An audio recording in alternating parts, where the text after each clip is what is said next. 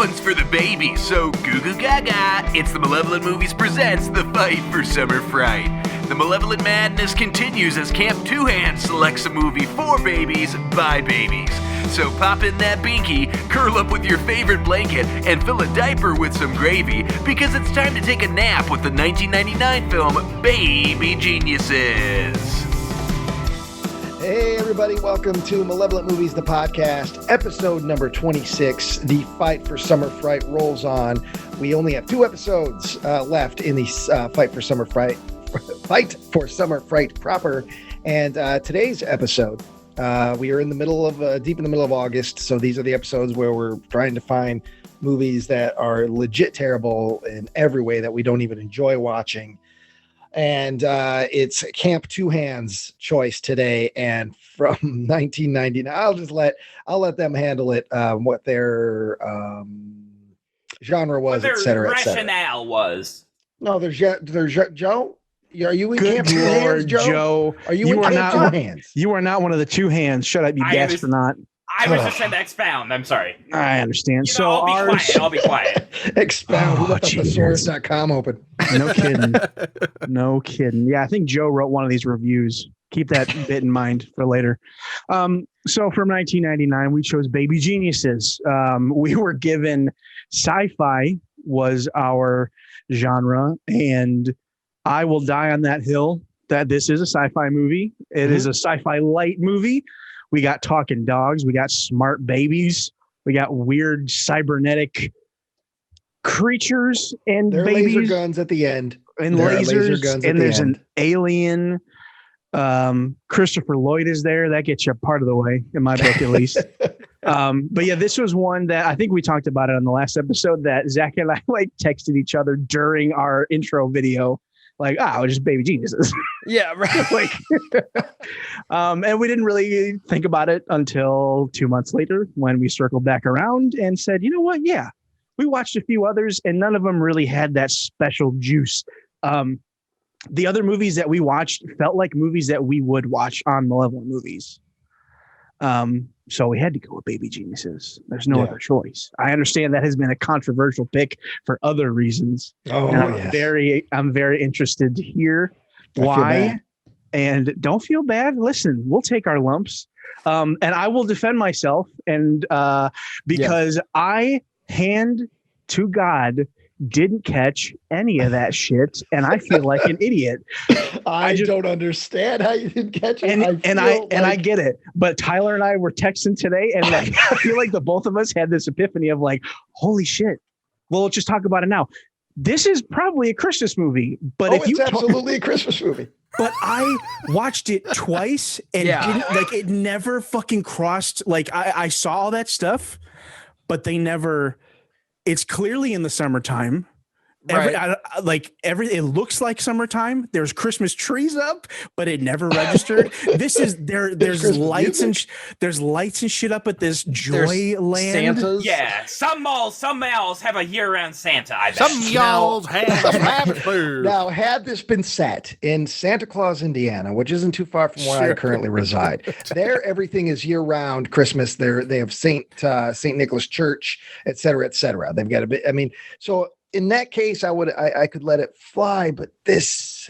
I think the big thing is that this movie doesn't have to be set for Christmas. So in the same way that Trevor was saying, I didn't think of it in any capacity as this is a Christmas movie, because Christmas doesn't matter to this movie at all. No. As a matter of fact, I think part of the movie technically takes, they mentioned that it takes place on Christmas Day, maybe, or they make a reference, but I don't even know. I can't even be sure because I fell asleep twice while watching this. Well, I have a theory, and we'll get to it. I have a theory why Christmas stuff maybe was added in after the Bob fact. Clark of it all? Absolutely, the Bob Clark connection. I feel that's my theory, because yes, nothing that happens in this movie happens because of any specific holiday. It's similar like First Blood. First Blood, you watch the movie, you see that there's Christmas decorations all over the town. It's taking place during the holiday season, but that has nothing to do with what happens to John Rambo in that movie. But nevertheless, we had the very specific rule that Tyler had when we were entering August about the point system. And so I feel bad. I was watching. I feel Don't feel bad, guys. Hey, summertime is 10 points. If we get 0 points, I consider that to be fair. So hold on. There was a big chunk. Yeah, there was a stipulation where if it's not a summer movie, not only is it those 50 points, the 10 points for each individual, but it was an additional 50 points. Here's my thought. Trevor is absolutely right. I had none of this was, and I was devoted to the film. I wasn't doing anything else. I was watching the movie. I didn't catch any of it. And after Ryan messaged me and I was like, well, actually, I started going through the movie and it's not like there's a little thing here. It's the whole fucking movie. There's Christmas lights on everything. There's wreaths, there's garland, there's giant nutcrackers. I noticed 2 Christmas songs because there is one moment where Joy to the World starts. There's Joy to the World starts blaring, but it was because one of the kids said mama and daddy. And I was like, I just didn't think about it. And that didn't seem, that felt like a hokey old person's trying to make a joke, not this is a Christmas movie. And like the Santa at the end, it's like, it's this weird joy world. Like, I don't know, maybe I just thought it was like Disney World where it's like, we got the Santa's Village, we've got the other thing, we got because they had the cowboy place. They have aliens. And like we can even just go ahead and get ourselves some false advertising points because there's no advertising anywhere on here that says anything about Christmas. There's not Christmas in the font. There's not Christmas in the cover art. There's not Christmas in the synopsis for the movie. Scientists hold super intelligent talking babies captive, but things take a turn for the worse when a mix-up occurs between a baby genius and its twin. So during Christmas, it doesn't even say that. It should have though. Here's what I say, but I understand I am one of 7. Sean, how are you? Here's what I'm thinking. I think, yes, because it was said, you're immediately docked 50 points. So rather than automatically not getting the 50 from everybody else, we leave it to each individual. So that would be myself, Nick, Joe, Ryan, and Sean, to put what they would like. And that's not to say that you don't deserve 10 points because it's not a summer movie. Sure. Well, I understand. But the reason why I'm saying this is because I think this movie is so malevolent that I didn't give a shit.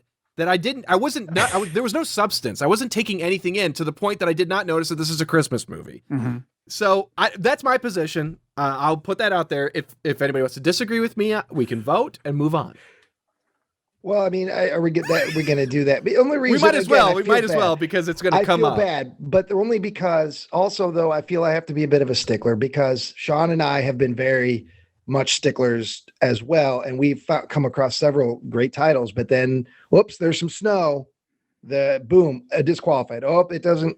There's too much of this genre and almost none of our genre. Oh, disqualified. You know, we've been. Oh, I get it. Pretty sticklers. That's like Zach and I almost chose that Lightning Strikes movie last time, but it was very explicitly a Thanksgiving movie. Yeah. I like listeners at home. You got to believe us. This is not. This is not some ruse. Listen, I am prepared to take any kind of lumps you all see fit. Yes, I agree. Camp Two Heads is willing to take what we must. And at the end of the day, I got to force Joe Buckley to watch Baby Geniuses. Yeah, that's true. It's a win. That's every in most ways, it's a win. And now we get to talk about it for the next 3.5 hours. Exactly. So who cares about points? Fuck points. Yeah, the real points are the friends we make along the way. Yeah. So really, Joe, I gotta ask. Baby Geniuses is a movie. You're a boy of a certain age.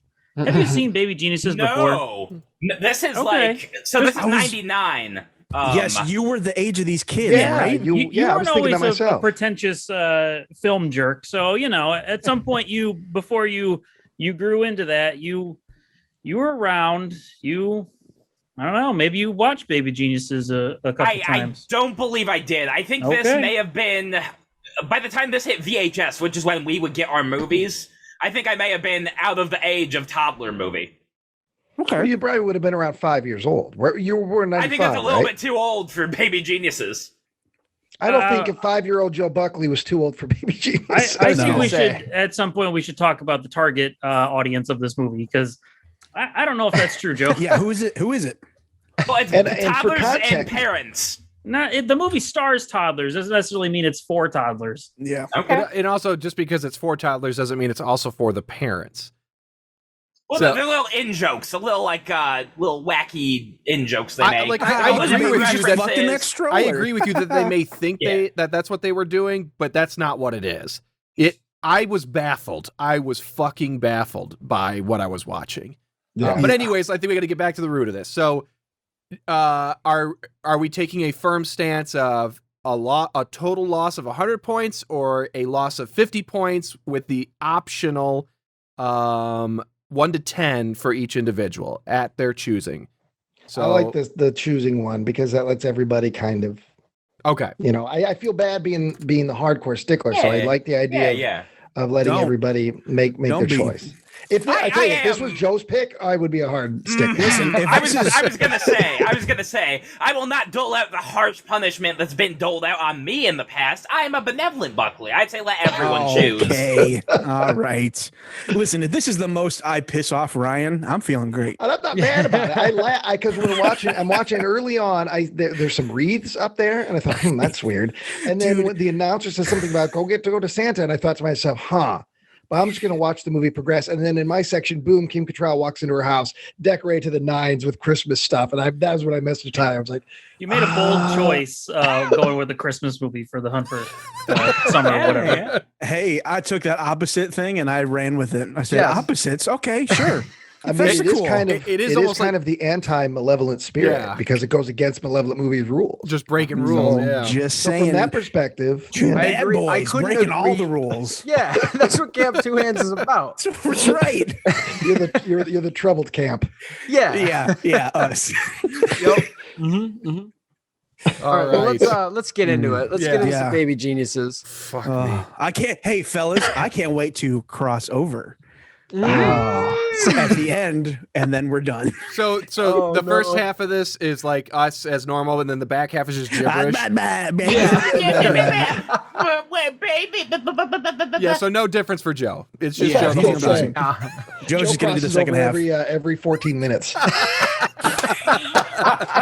Back and forth. That's why he never remembers faces. I don't know actors. Who is that? Robert De Niro? Oh boy, Zach, let's do it. Yep. All right. So the movie opens and there is a wreath almost immediately. I didn't even catch it when I did this recap.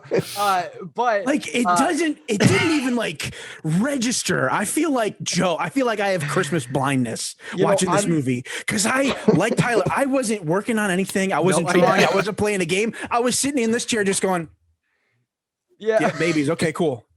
Maybe you like myself were like distracted by the fact that right away we see they called their company Baby Geniuses Inc.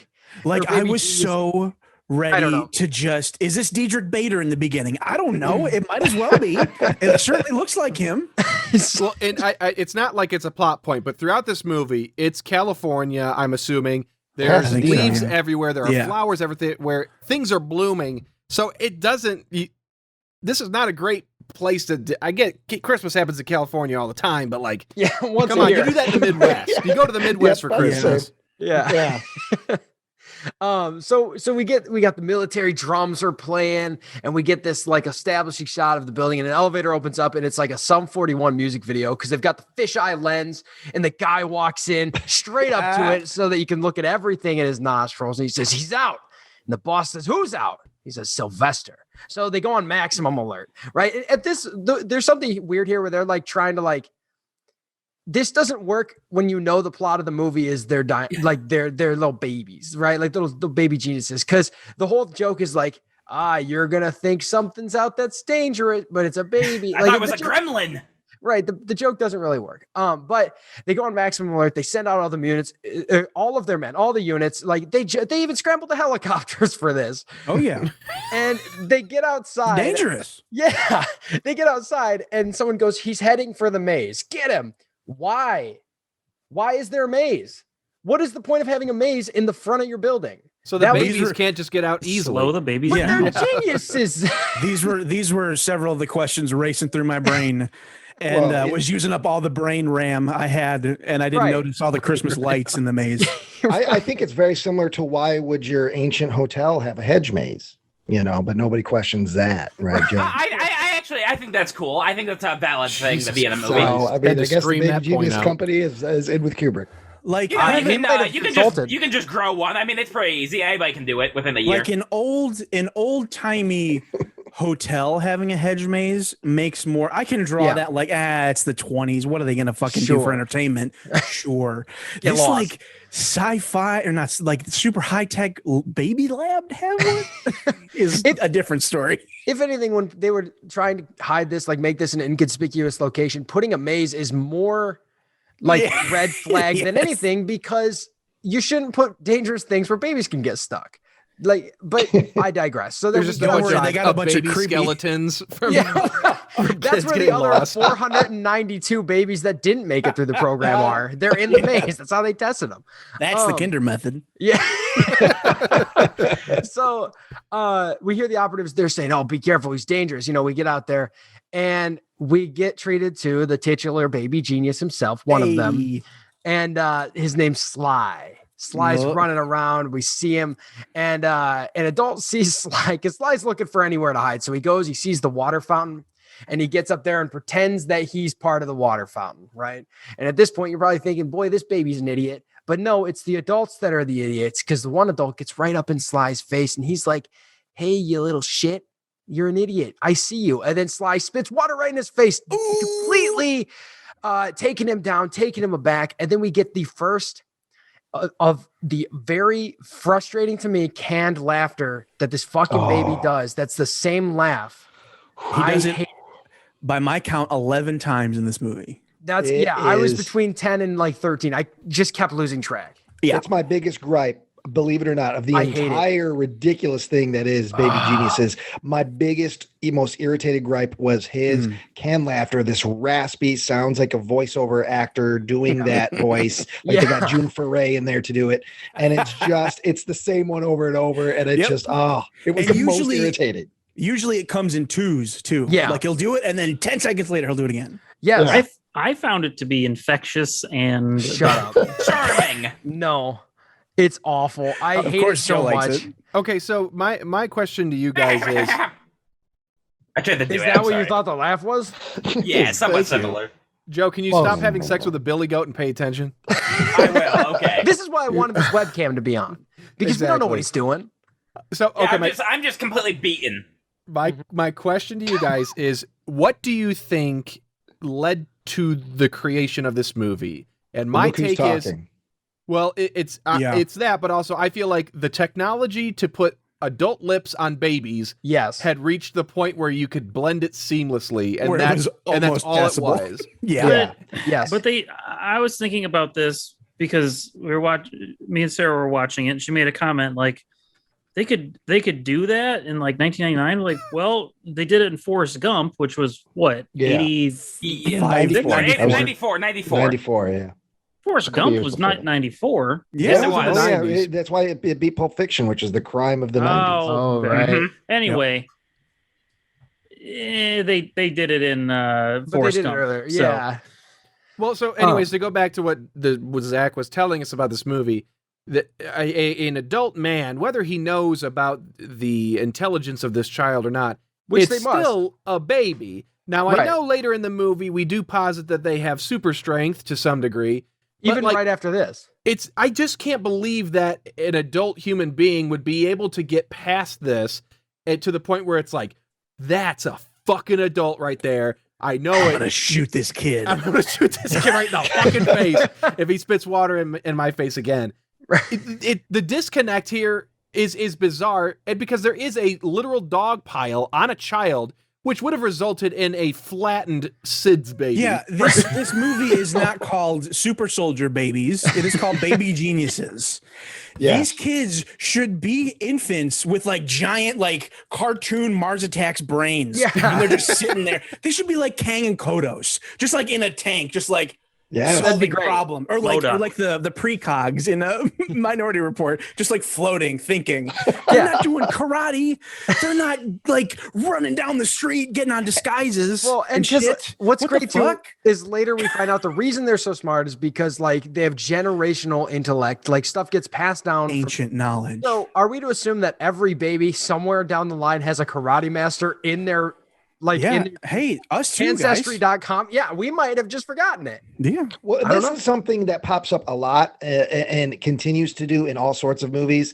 This idea that when somebody gets super intelligent or they lock into something like this, they also can automatically fight. I've seen this a dozen or more times. Yeah. And I understand it's the idea of that the fighting is as much intellectual and knowing where to move and knowing what to do as it is physical. But I didn't expect it out of Baby Geniuses. I didn't expect them to follow that trope. Just like 3 lines of dialogue, all they had to say is that between the ages of 0 and 2, you can tap in to the recessed intelligence of your lineage. So if it was like somebody's like great grandpappy was really good at riding a horse. So like I can ride a horse. Like I've got that kind of like how like baby riding a horse. Hell in the Matrix, they just tap into that where it's okay. We're going to upload the helicopter flying intelligence. Like if it was that, I would get it. But it's like, I mean, we get to a point where they literally have the ability to control the minds of other people. Like it's not being hypnotized; it's fucking mind control. There are two things that play in this movie. There are two things that play in this movie that are just. I think they overlap each other too much. Okay, so we have to buy into that all babies have this genius, essentially genius ability. All babies have intelligence. Up until they're 2 years old. I've seen some stupid looking babies. Yeah, 4 minutes into the movie. This is important. No, it is important. I just want the audience to know we're 4 minutes in, and this is where we're at. So we're 23 minutes in the episode. All babies up until 2 years old have this intelligence, and they seem more intelligent than your average baby. Seems more intelligent than an adult. Yeah. But also on top of that, on this story, we have these super babies that have been bred to be intelligent. It just seems like redundant. It's a hat and a half. Like, why not just make every baby in the world a genius? Right. Like, just like it's like Toy Story. When we don't see the toys, all toys are alive. They're doing shit. Right. When we don't see the babies, all babies are geniuses. I just like were those lab test tube babies any smarter than his sister? She seemed just as smart. Well, we didn't. Did we really get the results of the trials of? Because we'll get to this. But the two brothers that were separated, one is being used as a control for the experiment. Did we learn any of the results of that experiment? No. Did it change anything? Him being isolated for 2 years as a baby? Ain't that kind of movie, Nick? Well, exactly. We might as well just keep digging into all of it so that we can breeze through the synopsis in 20 minutes. Please. Right. Oh, yeah, let's do it. What was what's the lab called? It's Baby Co. Lab. Baby Co. Yeah. Baby Co. Lab. What were they doing that was illegal? Like they were snatching up babies? That's a good question. Stole a baby. No, they didn't steal the babies. They worked with orphanages. They raised money for orphanages, and I assume that basically that gave them the answer that because they were looking for specifically a certain type of baby. There's like 1 in 10 or 1 in 100 or 1 in 1,000 are hyper intelligent. And that's what they were looking for. And they had like 8 or something, they said. But like, if it sounded like what they wanted to do was to understand the language of these babies and basically just monetize it. Like we can sell a device that like, I don't have an issue here. They kept throwing around the secrets of the universe, which they do make that breakthrough. They make that breakthrough together. 2 different people in this movie make the breakthrough that like, oh, if babies can communicate, they know the secrets to the universe. And it like one is post-nut clarity, and we'll get to that, but it's so funny to me. But genuinely, Honey, I was just thinking about babies after we made love, and here's what I came up with. That happens in this movie, and it's actual post-nut clarity. But one thing that's interesting is Tyler makes a good point that this doesn't have to be a secret government facility because they can be a program that raises kids under the ground. 25. Right. And also, the other 24 levels? Hey, did you guys hear that hot topside reference?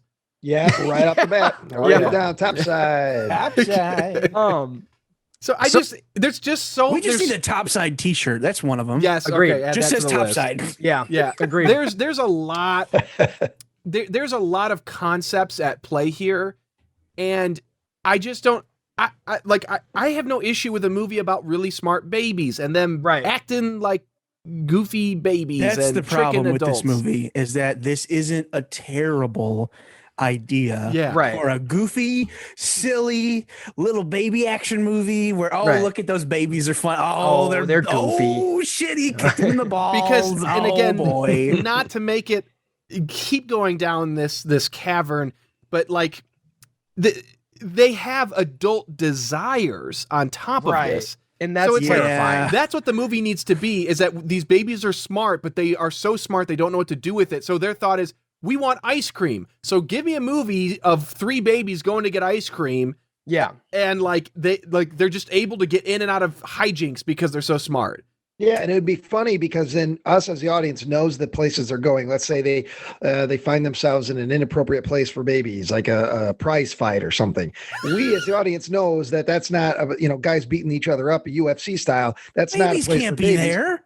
But the babies don't know what's going on. So that's where the innocent comedy, the family comedy would lie. There's some jokes in this movie, though, that are not, again, the desires, etc., where I almost felt like it could have easily turned into a body switch movie. Like it's fucking Charles Lee Ray inside a doll's body, where he's still Charles Lee Ray, but he's in the body of Chucky, but he's still a grown man. You know what I mean? So there are moments where those jokes would have, no, they wouldn't have even worked in that case. But at least there would have been more like context. But I hate is we talked about the fighting that happens here, right? We get this karate scene. What I hate about the 4 minutes in. Yeah, 4 minutes in. It's all right. I'll move it along right after. So they get in the fighting, and if these babies outsmarted all of their adult compatriots, I would love that. I love they outsmarted them all. Like there's a point later on where you outsmart 2 grown adults in the same exact way, and I thought that was pretty funny. But the fact that this 20-pound baby, I don't know about you fellas, I could probably beat up 40 or 50 20-pound babies. I don't care how smart they are. There comes a point where this smart baby grabs a grown man and flips him over his body. This baby's 20 pounds max. That adult was like 180 plus, right? There's no way. Even if you're the smartest baby in the world, he didn't have a full Pin particles. Maybe. There's no pin particles in this. No. Here's the thing. They've already kind of broken the ethical laws of experimentation with the babies in the first place. So I'm not saying this is good, but why not break their kneecaps? I don't understand. They didn't break any. What ethical laws? That's what I'm saying. That's what they didn't break any. I don't think you're allowed to just kind of experiment on babies. What I think are they doing to the babies? They've done nothing to the babies. Yeah, they don't experiment. They observe. They literally go, hey, kid, play a piano. And the kid just slams on it like keyboard cat. And they're like, that kid's fucking smart. And then they run it through an algorithm, and the algorithm is just made to make it sound like Mozart. Yeah. It's like that doesn't make any sense. Because if the fucking kids know how to do anything and everything, why can't the kid just play the fucking piano? Right. In a language, like in a way that we would understand. In a language we would understand. And why would they hide it? Why would a baby hide that? I don't know. Anyway, the Sly kicks some ass, starts running, and he runs into Christopher Lloyd. I don't know why he doesn't kick Christopher Lloyd's ass. He clearly can, but he's just like, nuts. I guess we're done here. It felt very much like an 11, pop-up moment type of deal. Sure. Like he's afraid of, or so I'd like to talk about Christopher Lloyd because he looks just like Vladimir Lenin. Yeah. He runs into Chris Lenin here. And no real reason. Chris Lenin. Vladimir Lloyd. And all of his dialogue is just exposition of just really breaking it down. So he basically is like, how did the kid break out of 25 stories underground? How did he get up here topside? He also establishes the Kinder method and says, take him to the secret lab.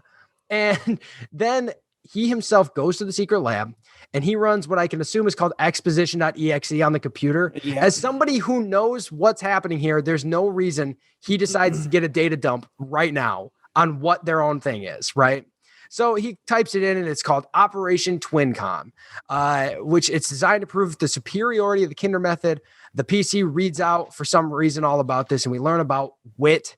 I thought for half this movie that the girl's name was Denise, but it says the niece of Kathleen Turner's character. I thought it was Denise.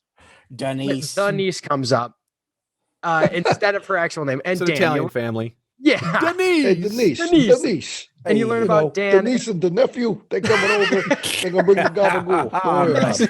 All right. And you learn about the PC says it's imperative for the integrity of this method that nobody learn that they're twins, especially the boys themselves. We're talking about Wit. We're talking about Sly, right? And Heap, which is Christopher Lloyd's character's name, mentions he's still apprehensive about this method. Heap. Heap. Yeah. Like Jeep. Yeah, exactly. He's still apprehensive about this method. He says, how the fuck? 5 adults just got the shit kicked out of him outside after a baby broke out of a 25-story deep secret lab. And he's like, I don't know if they're geniuses. Like, how can you be apprehensive of this? They're at least gladiators. Like, yeah, gladiator babies, maybe. Yeah. Dude's just salty because he got his ass kicked. Yeah, apparently. So then we get a nice little voiceover because now we got to head over to Joy World. We see the helicopter and we get a voiceover about Baby Co. and Joy World, the world's largest indoor amusement park. Again, I don't get what the end game is here other than, is this to make money to fund their secret lab? Yes. Yeah. Okay. They say that something. Kids get in for free.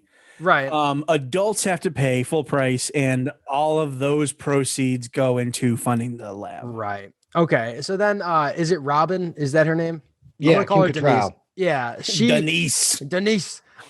She mentions that whenever her aunt lies, she gets hives. I don't know why. It's a stupid idea. But that's probably something a doctor or a baby genius should look at. Is that why she was scratching? That's why she won't stop. Yeah. She said she gets hives whenever her I just aunt thought lies. something really stupid was happening, so that explains it. I mean, yeah. Yeah, go ahead. As long as it's not something stupid. Never. We wouldn't dare. So Joy World is actually kind of dope. It's giant, full of roller coasters. They got dinosaurs, a lot of robots. It's Christmas in the summertime. It's great. Yeah, summertime, Christmas, all the good stuff. And then we meet a terrifying monster. We meet Baby Buckley himself. Gaga.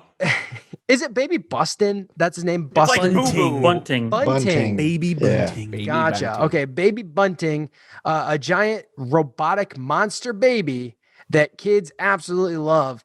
He's like Joe with a little more control, I have written here. And it's so weird that they make such a point that they have all these robots, because they mention like robot Santa and you see a robot alien and all this stuff. Like, it's just weird. I don't know. Was it because it's the 90s and just putting the word robot on stuff sounds futuristic? Yeah. Dude, that shit was big when fucking Rocky did it in like Rocky 3 or 4, whatever that was. Yeah, Rocky 3. He's got the, in 1985, he's got, Happy Birthday, Polly. He's got a little robot.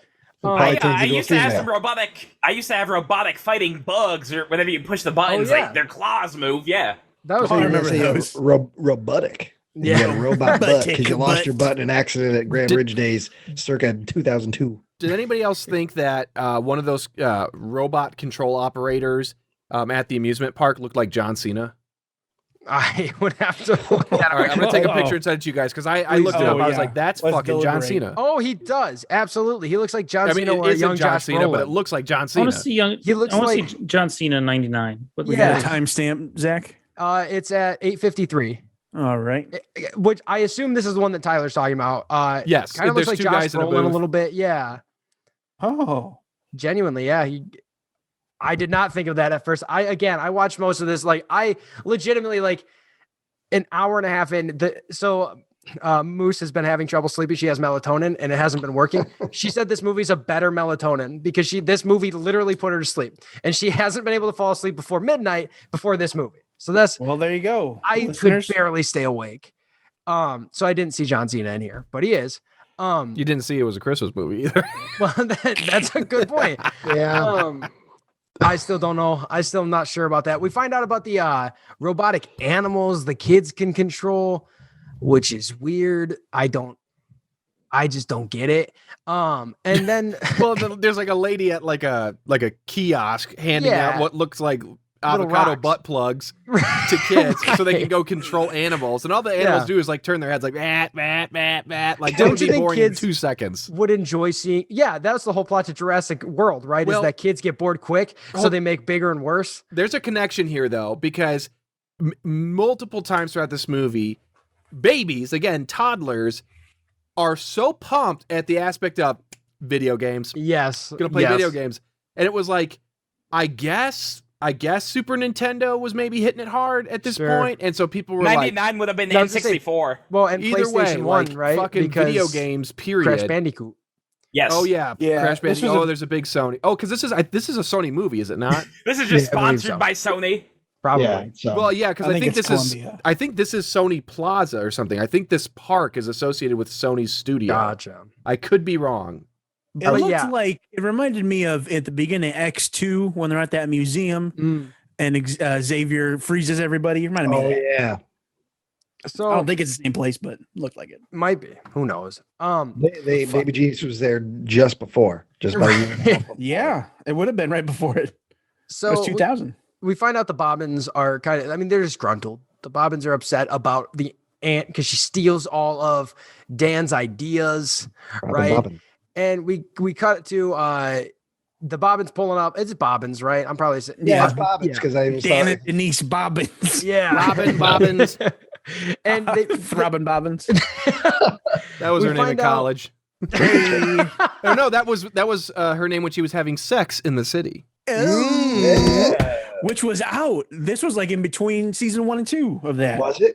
Yeah, that's I believe that started in 98. So she would have been. And then Kim realized that she needed to stay on the show. Yeah. Well, she decided to do the baby movie to try to keep her image clean. Well, I think it was more or less the Bob Carr connection because he gave her one of the parts in Porky's. So there's a lot of people that show up from his filmography throughout this movie. Yeah. So we get to the Bobbins daycare, and there is the little piece of information where she says, you're about to make a breakthrough on infant pre-language. Again, establishing that thread of like, what the fuck does all this mean? Like, why is any of this happening? And we meet some side characters very briefly here. We meet Lenny, who looks like he's kidnapping 2 children. And he's just taking them. He's like, these ain't kids. These is plumbers. Like, he's just making like a little goof. I don't know. Maybe Lenny sees that these kids are very intelligent or something, because I don't know why he would take kids to. Who is Lenny? I don't remember any Lenny in this movie. I remember Dom DeLuise in this movie. Yeah, that's right. Right. Well, it's Lenny. But yes. National cinematic hero, Dom DeLuise. Yes. He is taking these kids to go do some work inside. And we also meet, but I don't think her name comes up at this point, as Margot. Ruby D. Her name doesn't come up here. It's just like a little piece where we meet a couple people just to be like, hey, look, we got more people in this movie.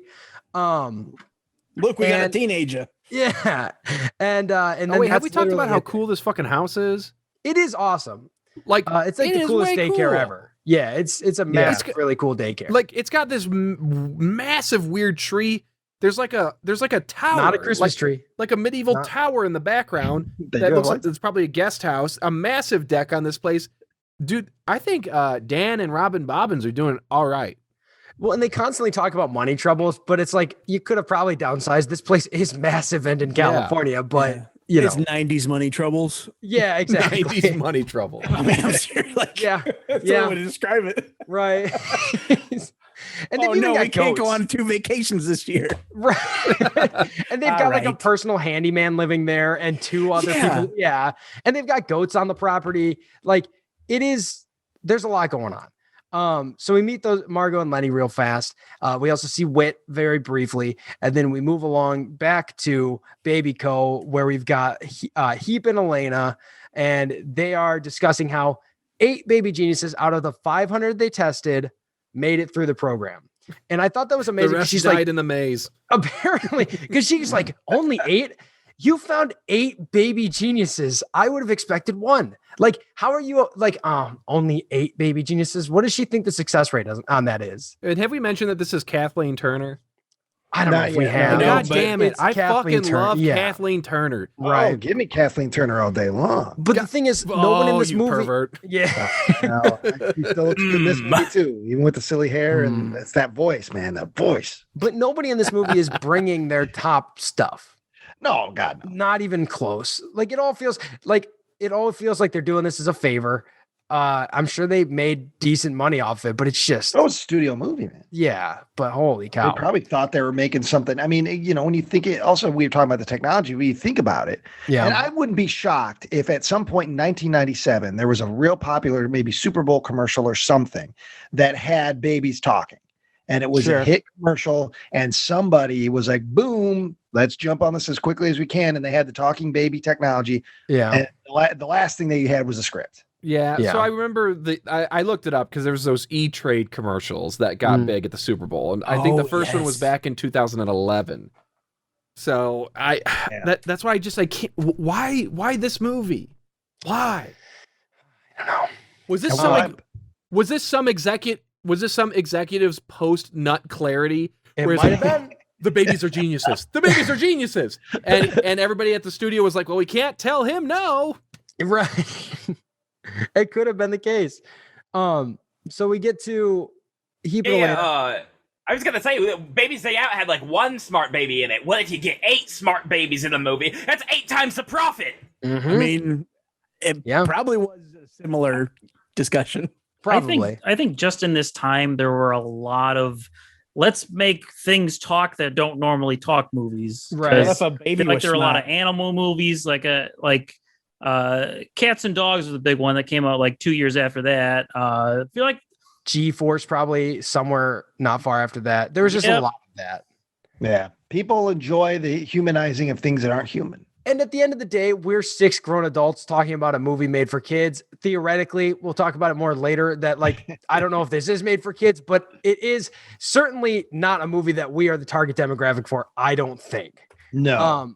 But that being said, it's shit. And so we get Heap and Elena. They walk into, again, a really cool set piece of this place that they're hiding the kids in. It's got these giant fake mushrooms, and there's a big swan and this big egg and all this weird 3D printed stuff, like a little lake. Yeah, you're making it sound like they're in some magical fairy tale forest. This is geodesic,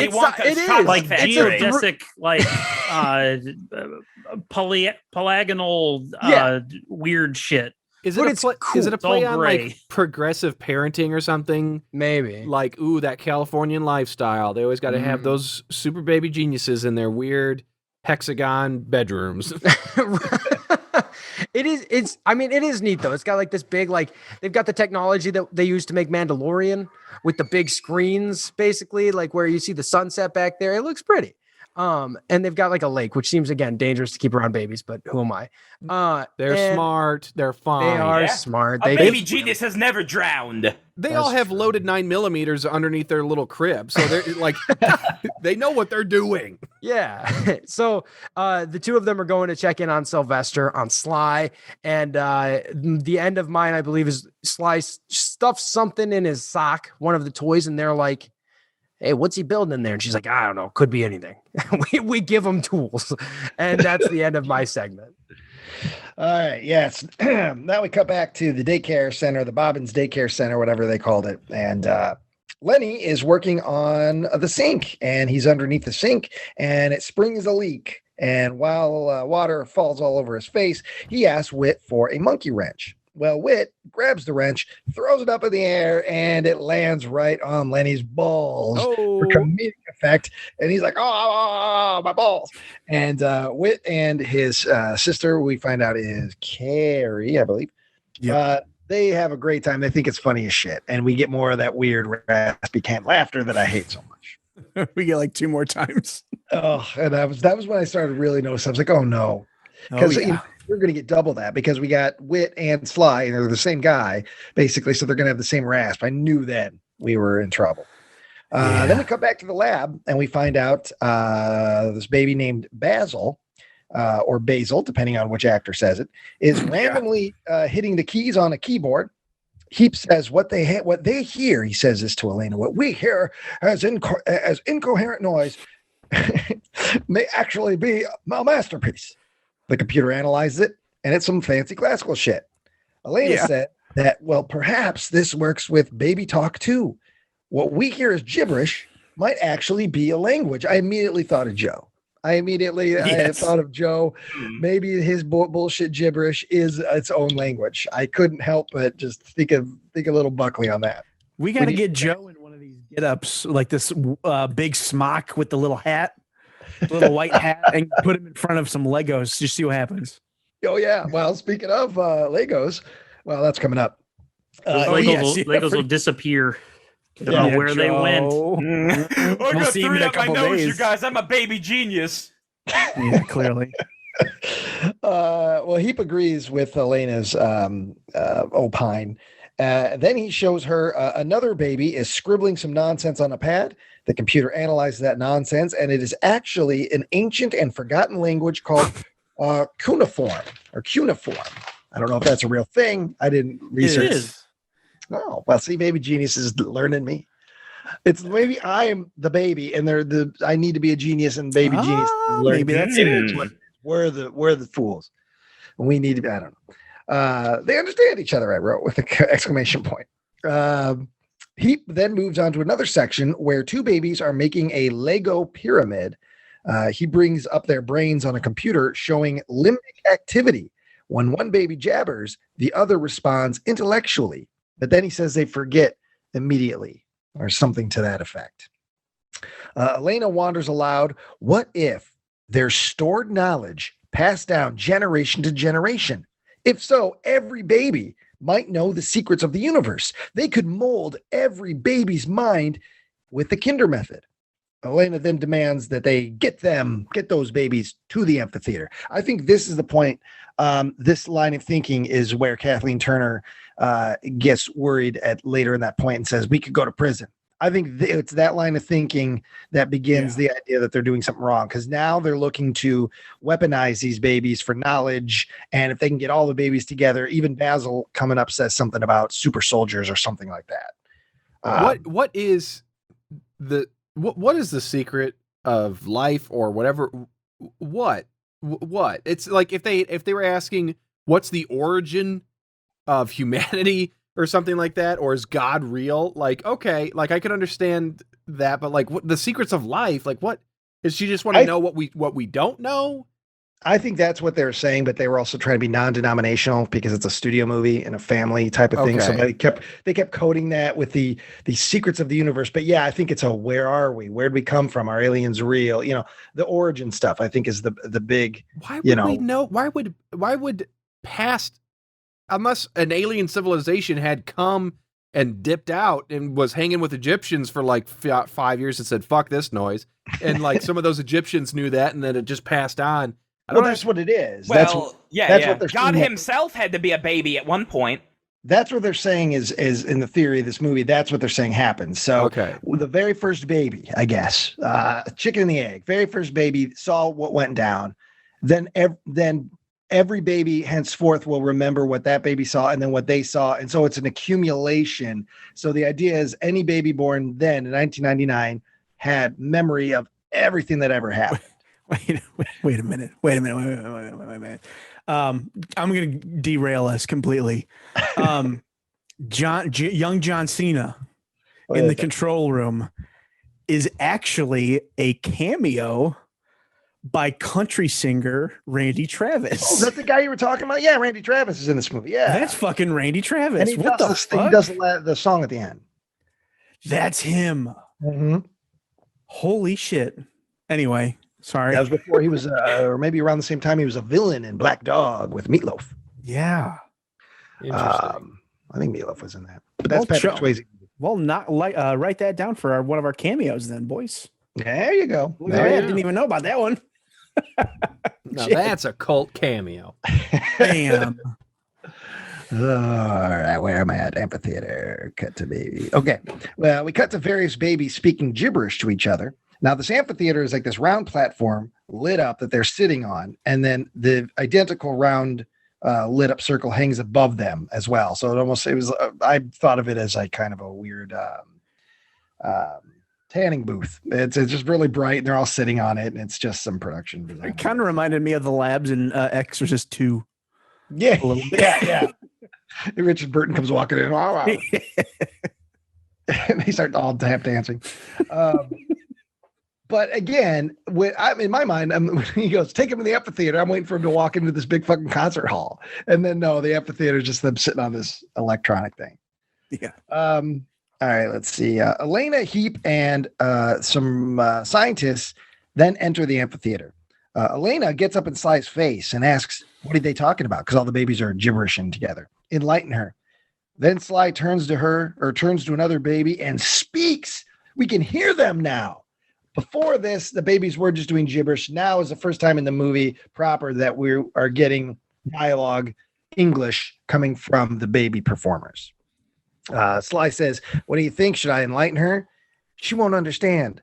All right, Doc, if you're going to talk out of your ass all the time, you should wear a bow tie on your butt, which is what Sly says back to Kathleen Turner. Basil doesn't like this bit.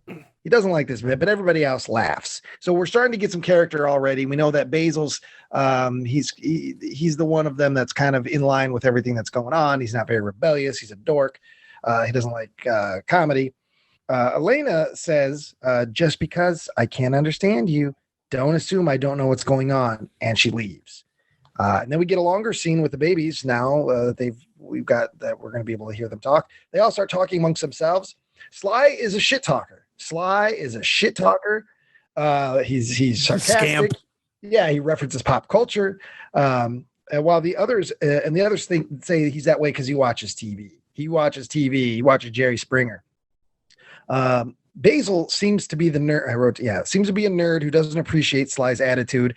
Sly says Basil is just like Heap, and then he gets up and he does an impression of Heap, and he's stamping around. He's doing this whole bit, man. He's doing an entire show. He's doing a sketch, and everyone's laughing. He's got like says, a type 5. Yeah. yeah. It's like 9:46 at the Comedy Store on Sunday night. Basil says, if you don't like it, then leave. Love it or leave it. And then one of the babies says, yeah, like we can just take a fucking bus, right? They all laugh about that. And then they laugh at Basil. Heap is watching you fools, Basil says. And that's when Sly turns to Heap, who's staring at them. And he says, don't mess with the Sly man, Heapster. Heap then snaps his fingers, immediately causing Sly to sit down again. We are seeing that Heap does have some sort of control, authoritarian control, fear or something over even the most sarcastic of the baby geniuses. We cut back to Robin's house, and she shows up and she calls out for Dickie, and boom, there is a big old Christmas tree right there. Sure is. I've been watching it back as you've been describing it, and you have been keeping pace with the film beat by beat. It is incredible. Also, that's a July tree. I'll have you know. I did see the flags on it and little hot dogs. This fucking guy Ziegler doesn't have a July tree. All right. I just took mine down like just the other day. So he's got his Labor Day tree up. Yeah. I can't wait to get my Halloween tree out. Like seriously, it's just a tree for every occasion. So Robin walks into her very, very festive Christmas house and starts yelling, Dickie, Carrie, Whit. She's yelling every fucking name on the cast roster. She then wanders into through our house. We see more of her house, and she's a huge playroom. And then we hear that raspy, creepy fucking laugh again. She follows the creepy fucking laugh into the kitchen, and where we find Lenny is still laying on the floor, working on the sink. There's water all over the floor.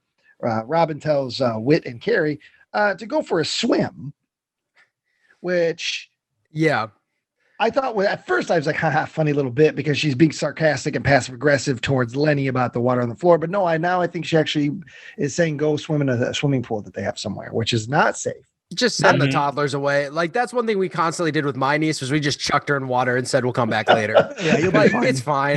You'll float. Wait. Yeah, kids like a day at the pool. We'll be back in 7 hours. Yeah, exactly. Tire them out. It's just what you got to do. So then she asks Lenny about the water on the floor. Is it dangerous? Lenny says, that doesn't matter because the power is out.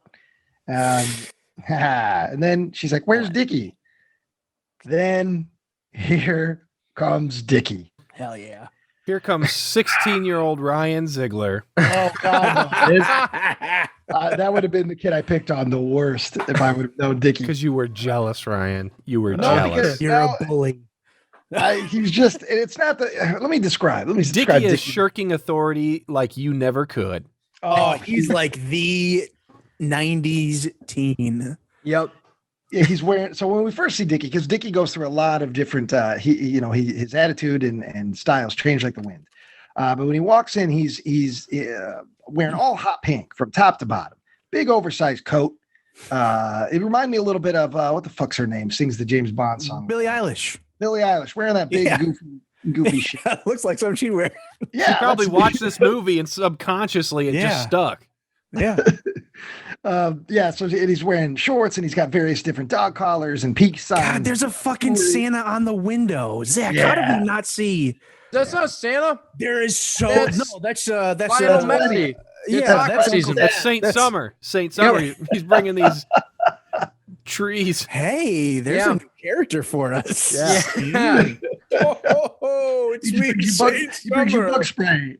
Yeah. And instead of lighting Christmas ornaments, you light those little Centrella candles. Maybe that's how we finally bring about the end of Festicle's reign, is we bring in Saint Summer to melt his icy ass. I think it's a good idea, especially because he was in this movie, because that's not Santa Claus. Yeah, they got all these trees. This was Festicle's revenge on you guys. This was his revenge on you guys. He's like, I'll bide my time, guys. We hooked up with Festicle again. Yeah, we wanted to kind of clear the waters after all that bad blood, after we kicked his ass. And this is why it happens. This is why you lost 100,000 points. 100,000 points gone, stricken from the record. Yeah, that's fine. Hey, we'll leave it up to the boys. That's fine. So, we get Dickie. He's dressed real stupid, like no human being. Robin says he looks like Mount Pepto-Bismol just erupted. Hey. Dickie informs her that pink is cosmic. And for the last time, my name isn't Dickie. It's Ice Pick. Yeah. I don't understand his existence in this movie. I don't understand how anybody could be dumb enough to write that. Like, Ice Pick. Like that's a taser face equivalent joke, but like this is supposed to be like it's just a kid. So if he just said it's I almost said it's Gash. Hey, my name ain't Dickie, it's Gash. My name ain't Dickie, it's the Ice Pick. I would have laughed wholeheartedly at Gash. It's Gash. So anyway, Dickie says it's not Ice Pick, it's Gash. Robin assures him that no matter what outrageous stuff he pulls, she's not going to fire him. And she says to grab a mop. So Dickie Ice Pick Gash is not just, I thought it was her son. It turns out it's not her son. It's like her employee. But he's also an employee. But he also wants to be fired. Yeah. No one told him about quitting. Like, he's going to find that out someday and be like, this is incredible. Well, you could just. He wasn't a genius. He crossed over and it's never been. I mean, he does get easily manipulated later on. On accident. And for the first time, now we can also hear Wit and Carrie. So this is where I'm like, okay, so all babies, it's not just baby geniuses in this lab. Mm-hmm. Every baby talks like an adult. Okay. So she says, why doesn't he, in reference to Gash, she says, why doesn't he just use the pink mop on his head? And they all laugh. Also, I think she did tell them to take a swim and just fuck around in this puddle because they're just sitting in the puddle. Yeah. Are their diapers going to soak it up? Is that the idea?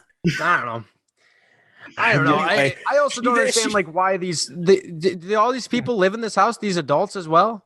I don't know. I have no idea. I'm very confused by that. There's a Home Alone section of this movie where two goons try to get one of the boys.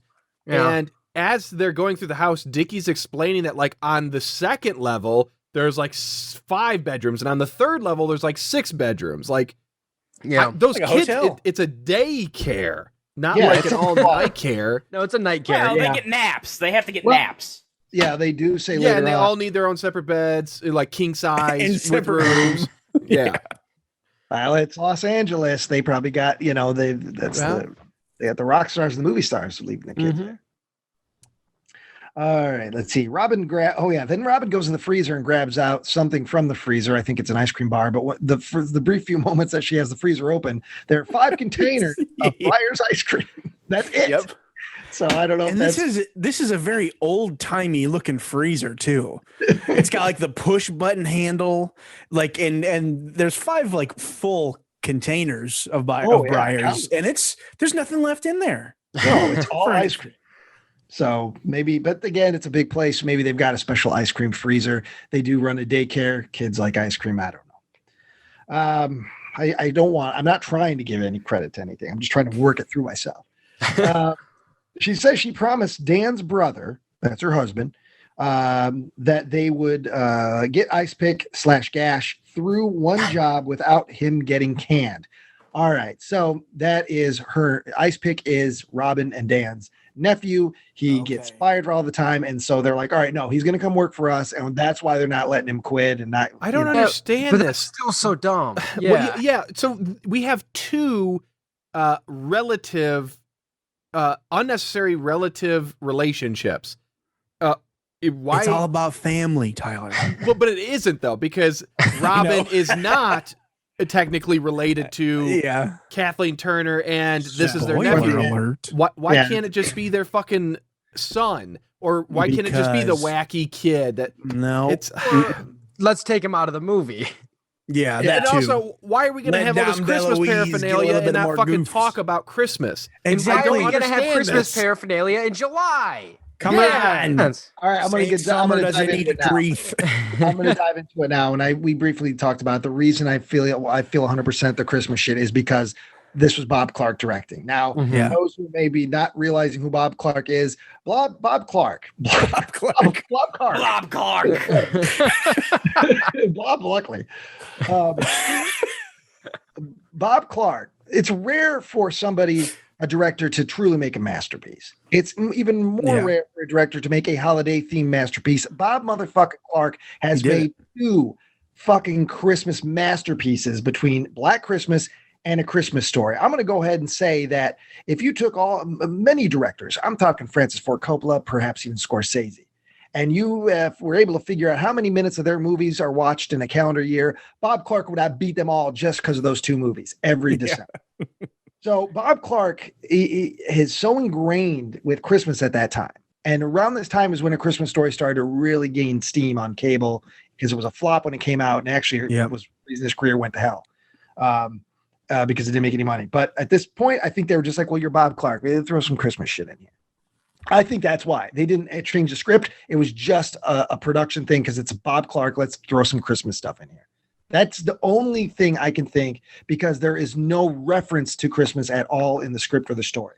Yeah, I looked it up, and this was released in March, so it wasn't like a thing like, hey, let's just toss it in December. Nothing's playing in December. Well, you probably could have caught this on a matinee during your spring break. I just don't understand, but even then, that's fine, Bob, if you really just want to drag, like, it's just in his trunk. He's got that shit in his trunk all the time. Was this ready to make a Christmas movie? Yeah, because he's like, I gotta make it again, guys. I can do it a 3rd time, I swear.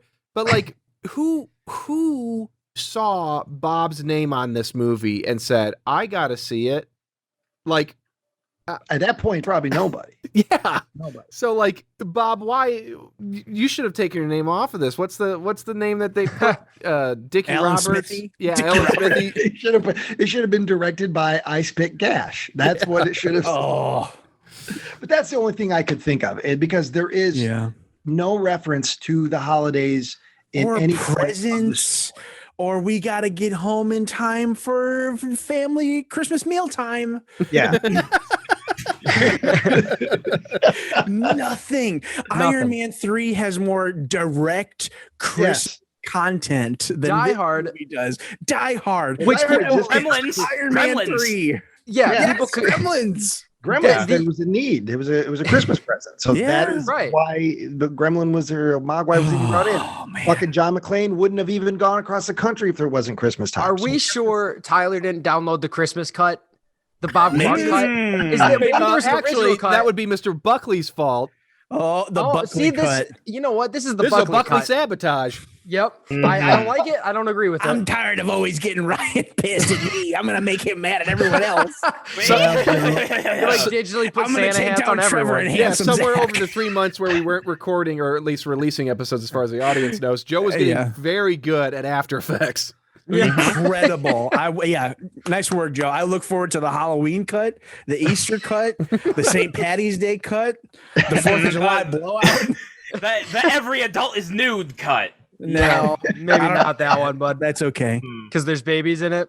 Yeah. Well, I understand. Anyway. I wouldn't make the babies nude. I'm not sicko. He and Ted are going to shoot the Bobbin sex scene. He's going to intercut it, but it's just going to be the two of them going at it. Just a bunch of rippling messes. I hate it. So where am I over here? Gosh. Okay. So without getting at the house. We cut to later that night. Ruby D, which is Margot, she's over and she's presenting all the bills that must be paid this month to Robin, as well as a check for $34 made out to Robin's business. So this is how we learn that they are in financial straits. Apparently, they are not real hardcore on making their customers pay for the services that they render. Icepick then says, well, you need to really start collecting from these parents of the kids who are babysat there. They spend more time there than they do at home. And then he says, well, what about Annalena? One ring from her finger, and they could run this place forever. And then he says he's quitting. It's ignored. It's completely ignored. I hereby have a resignation. This leads to just some back and forth joking and ribbing between the three of them, mostly at Icepick's expense. I'm not going to go over all the bits in case anyone watches this. A little surprise for you, a little Christmas stocking surprise. We cut to Whit and Carrie discussing the financial problems. Aunt Elena should help.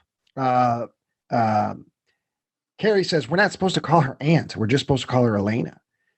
Whit then says, hey, I tried to help by giving them an idea subliminally about adding on another wing to their house, which would increase their disposable income by a factor of 4 at least. So now we learn that you don't have to be a baby genius. You can just be a regular old run-of-the-mill baby sitting in a puddle in some house, and you can subliminally communicate with adults if you try hard enough, and if that adult still kind of has a little connection to their childhood, which we find out Dan does, because during this whole exchange between the two babies, Dan is very intensely videotaping them. Oh, yeah. He's the documentarian. So can I posit something here? Is the baby intelligence tracking science so early and so far behind that they just haven't realized yet that every baby between the ages of fucking birth and 2 has these abilities, essentially? Because it just doesn't, because there's a moment where this is where it all falls apart. There's a moment later in the movie where we have because spoiler alert, Sly has a twin brother named Whit. And Sly Whit. They are, one's in the lab, one's at the baby house, role reversed. Okay. Sly's at the baby house, Whit's at the lab, and they have to train other babies. The babies at the baby house are babies. They're just regular babies. But they can talk. Yes, but they talk, they communicate, they organize a militia and a rescue mission. Yeah. So I like it. Is that, can regular babies do that? Were we doing this shit and we just don't remember? Who knows? And evolutionarily speaking, if evolutionarily is a word, not totally sure. I mean, we're going with it. What would be the point of when we are the weakest physically and the most in need of help and assistance from older people, our parents, and etc.? Why would that moment we would be really smart just to have our brains shut off? It doesn't make any sense. Well, because it'll be a cute movie and people will go see it, and we'll get Bob Clark to direct it. It's to like pass down like ancient knowledge, like don't put your hand in the fire ant hole. But if that knowledge disappears once you cross over and is inaccessible ever again, I'm just trying to think what was the point, Mother Nature? If babies didn't ever get into accidents, if baby Buckley never touched a hot stove or stuck a fork in an outlet or something like that, sure, maybe there's a case for that. But Babies are dumb. So babies are not geniuses. Exactly. They shit their pants on purpose. Then that's what we're saying here too. Oh yes, they're getting revenge. You know, they're smart enough to know that they should disregard their feces, but at least what the movie's telling us. I mean, they're having dialogues and creating militias, like Tyler said, but they can't figure out. I'll just shit my pants. But even figuring out finances for their parents' business, like, but they can't. And these are the regular kids. And why would they be hiding it? Bob really missed out on an opportunity here. The Baby Genius universe did not need to be expanded in further adventures of babies. Baby Geniuses 2 should have been octogenarian geniuses. I want to see a couple of fucking 85-year-olds who, like, if you're between the ages of 85 and 87, it's back. It's all back. Comes back. Except you cross over again briefly. Except we're all fucking sleeping in, or we're waking up at 3 a.m. and going to bed at 3 p.m. You know, we don't do anything until we have our eggs over easy. Like, I want to see that movie. There's a lot of similarities because they always say I have to get to my lawn before the lawn gets any higher. It's the most emergent thing I have to deal with. Emergent. Martha. God. All right, I got less than a page. Oh boy. So Dan calls Robin, Ice Pick, and Margot over and insists he heard Whit say, quote, by a factor of 4 at least. They don't necessarily believe him, but they're like, well, let's go off and watch the videotape just in case. So they leave. Whit and Carrie are like, uh-oh, now we might have to explain the secrets of the universe. So again, what a weird logic leap. Yes, this concept of knowing secrets of the universe and adults wanting to tear the secrets of the universe out from their minds if they find out they exist is not something that's just being proliferated in the labs at KinderCare or whatever. This is something that all babies instinctively know, that adults are going to want to, that they have secrets of the universe and the adults want to steal it. Like, what would be great is, like, if somebody just simply asked, like, okay, how did the Roman Empire fall or something? Like, that would give me a little bit of context into what they're thinking. Like, how do we avoid the mistakes of the past? Like, I would get it, but just saying secrets of the universe, I'm just like, what? Like a black holes, or what do you fucking want? And I want to know what, like, if these babies are hell-bent on defending the secrets of the universe, why are they even talking about this right in front of this guy? Yeah. Right now, why right now are they talking about this? I know that they're like, maybe he won't figure it out, but like, maybe don't talk about it. You know, yeah. I don't know. You know, that's a lot of plot holes. More, I mean, like dumb babies. Yeah, dumb. I'd want to pick up Whit, and I'd be like, Whit, all I want to know is who fucking directed Poltergeist for real. Who directed that? Super Spielberg. Which one? I don't want. I've heard everything from Zelda. I've heard every cast member. I want to know. I don't give a shit about the Egyptian pyramids. I want to know. You're shaking this baby. Who was it? How much cocaine was really on that set? Do you have any with you? What's in your diaper? All right. Then we cut back to the labs. Sly is in trouble for his little heap bit that he did. So he's locked into a small room by a couple of techs. While these techs install an electronic lock with a keypad on his door, Sly uses his genius brain to create a device with materials such as a Walkman, a toy laser gun, etc., that's kind of lying around his room that will allow him to escape. He affixes the radar dish-like cone that he creates to the door and listens via the headphones to the combination that the tech is placing in the keypad. He then plays it back and unlocks the door. Smiling for the security camera as he does this, he then transmits some noise from his device, knocking out the security cameras and making a clean getaway.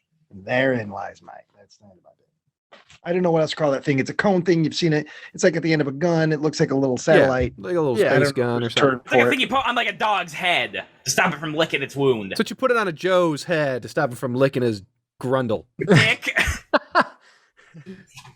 I can reach. Tyler a dick, or are you finishing the sentence? No, I was saying that I was finishing the sentence. I would never call the director a dick. Director.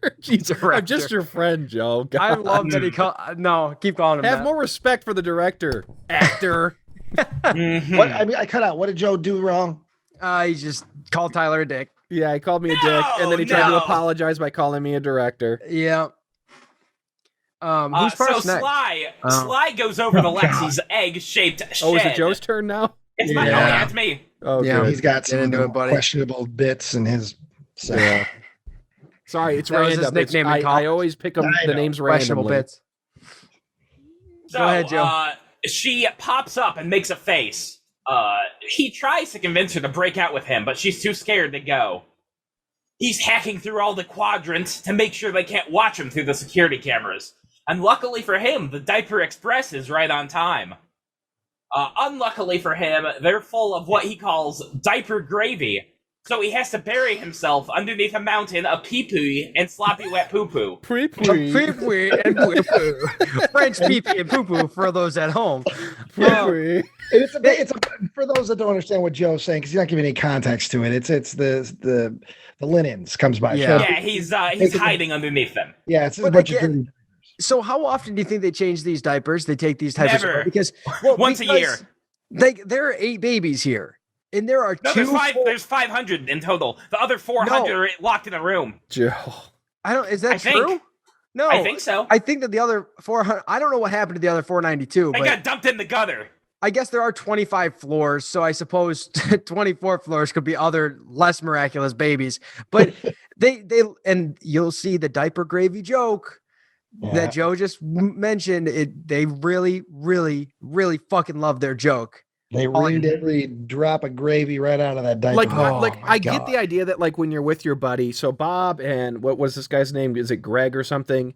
They were hanging out writing this, and somebody's like, dude, we can't just say poop all the time. It's not funny. And one of them said, "Look at PG-13." You could say poop in PG-13, Joe. My point is that they just don't want to keep saying poop, and they just were sitting there. Maybe it was late one night, and they were working on the script, and one of them said diaper gravy, and they had a ball. I loved it. Bob, Greg, or Michael, I can't remember what the fucking guy's name was. I appreciate the fact that you guys had fun doing this, but for fuck's sake, you didn't realize that once was enough. Right. And I also kept thinking, because he escapes by hiding in the bin full of dirty diapers. And I just kept thinking, a young Eli Roth, 1999. Oh, yeah. And it's like, someday I'm going to recreate this with Hostel, when he had to lay under the dead bodies being wheeled out. That's initially what I thought. I was like, this is like Hostel. I don't know which one's worse. 6 years before. So Dan is sure that he captured, back at the family's house, Dan is sure that he captured Whit saying, by a factor of 4 at least. He believes that in his subconscious, he used to understand that language. Most of the other members look at him dumbfounded, but at least his wife Robin believes him. Well, I mean, she's more like entertaining him, but... Yeah, just patting his back. You know, guys... I enjoy, and I can never remember how to say his last name. Peter is it McNichol? Yeah, McNichol. I don't know why I like Peter. Again. But hearing him say by a factor of 4 at least, I love it. He's got a good voice. He's got a good delivery. I like the Bean movie more for him than Bean. Like, what is he up to? Where is he these days? He's counting those Ally McBeal checks. Money with that Ally McBeal. I think about this a lot. For some reason, this guy comes up in my life more than I would have expected. For God's sake! I think maybe it's Ghostbusters 2, but I don't know. Yeah. Maybe that's what makes it pop up. And it's sad that Ghostbusters Afterlife is ignoring the events of Ghostbusters 2, so we get no yet. Well, maybe it's a surprise. Maybe we'll get surprised. He was on a little cameo. He was on Veep recently. Okay. Oh, he was. He plays the Jeff Kane. Yeah. He's the first man. Yes. Yeah. All right. Sorry. Just wanted to put the love out there for Peter. Oh, sure. Yeah. Back at the lab, the theme park technicians are complaining about the crowds, and Sly is able to get a peek at the computer systems. I mean, that doesn't really have anything to do with this section, but it comes back later, so I stuck it in. That's true. Appreciate that, Joe. Thank you for telling us what happens in the movie. Yeah, thanks for setting. I'm sorry for spoiling. Joe's setting it up so I can knock it down. No, the joke is that sometimes you just skip entire chunks of movies when you review them. Okay. He's at the mall now. So there's laser guns and a big robot baby and a lot of alien and Santa Claus. Wheat is talking to his sister Carrie about wishing he could thank his dad once he's able to talk, but she says that no one remembers anything once they cross over. He convinces her that if she says Dada, that he'll freak out and call over their mother. So she does, and the parents are freaking out that she said their first words, and she surprises them by saying Mama, too. And just very quietly, ever so slightly in the background, you can hear, Joy to the world, this is a summer movie. Yeah, it says that. Saint Santa is coming to town. Yeah. He's I sound like a bunch lots of sun. He has some sunblock, so go for a dip Rub in the the sunblock pool. in. So go for a dip in the pool. And don't forget to bring a towel. It's an admirable. Yeah. I appreciate that. Joe tried to come in on key. I'm gonna dress up like Saint Santa. Saint Summer. Good job, Joe. Oh, thank you. So we cut over to the P.O. Oopie Bottoms truck. It's like No, it's P. Oopie because it's like the first initial last name, like P. Yeah. Oh no, I was thinking P.O. like a mail truck because it looks like a mail truck. So it's the P.O. Oopie Bottoms. I get the leap of logic, but you're still wrong. Yeah, right. I get it. It does look like a mail truck. Yeah, it's a farmed out company that comes and picks up diapers because they don't want to put that on the payroll. What fucking year is this? Like a diaper truck? Is that a thing?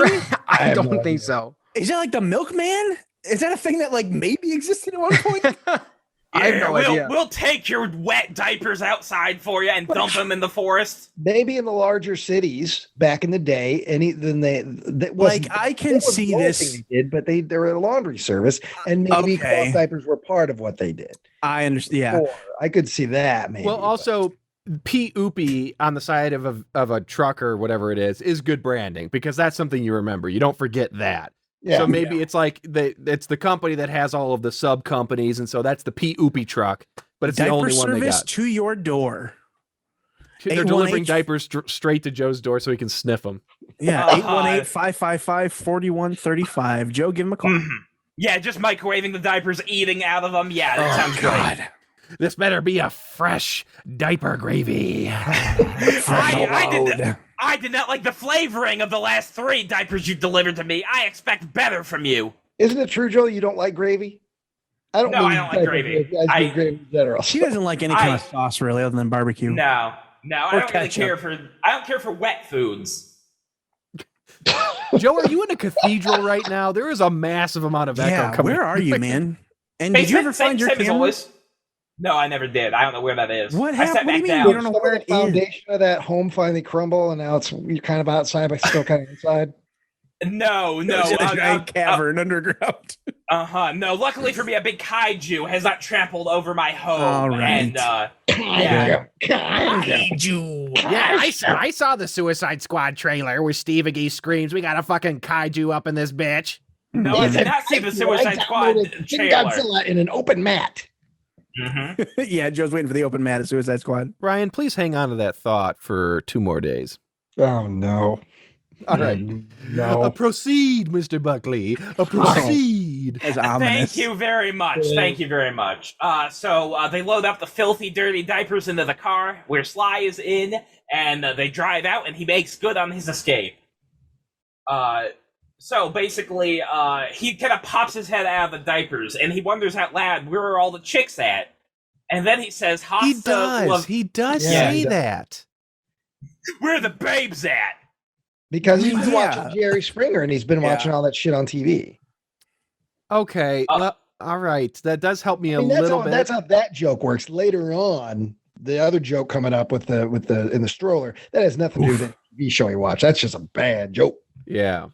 That's just some tasteless joke. Yeah. So he says, hasta la baby, and then the driver sees him, and he runs out the back of the car.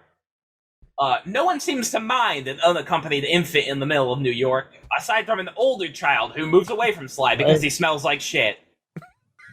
Sly runs into the street and almost gets his head plowed over by a car.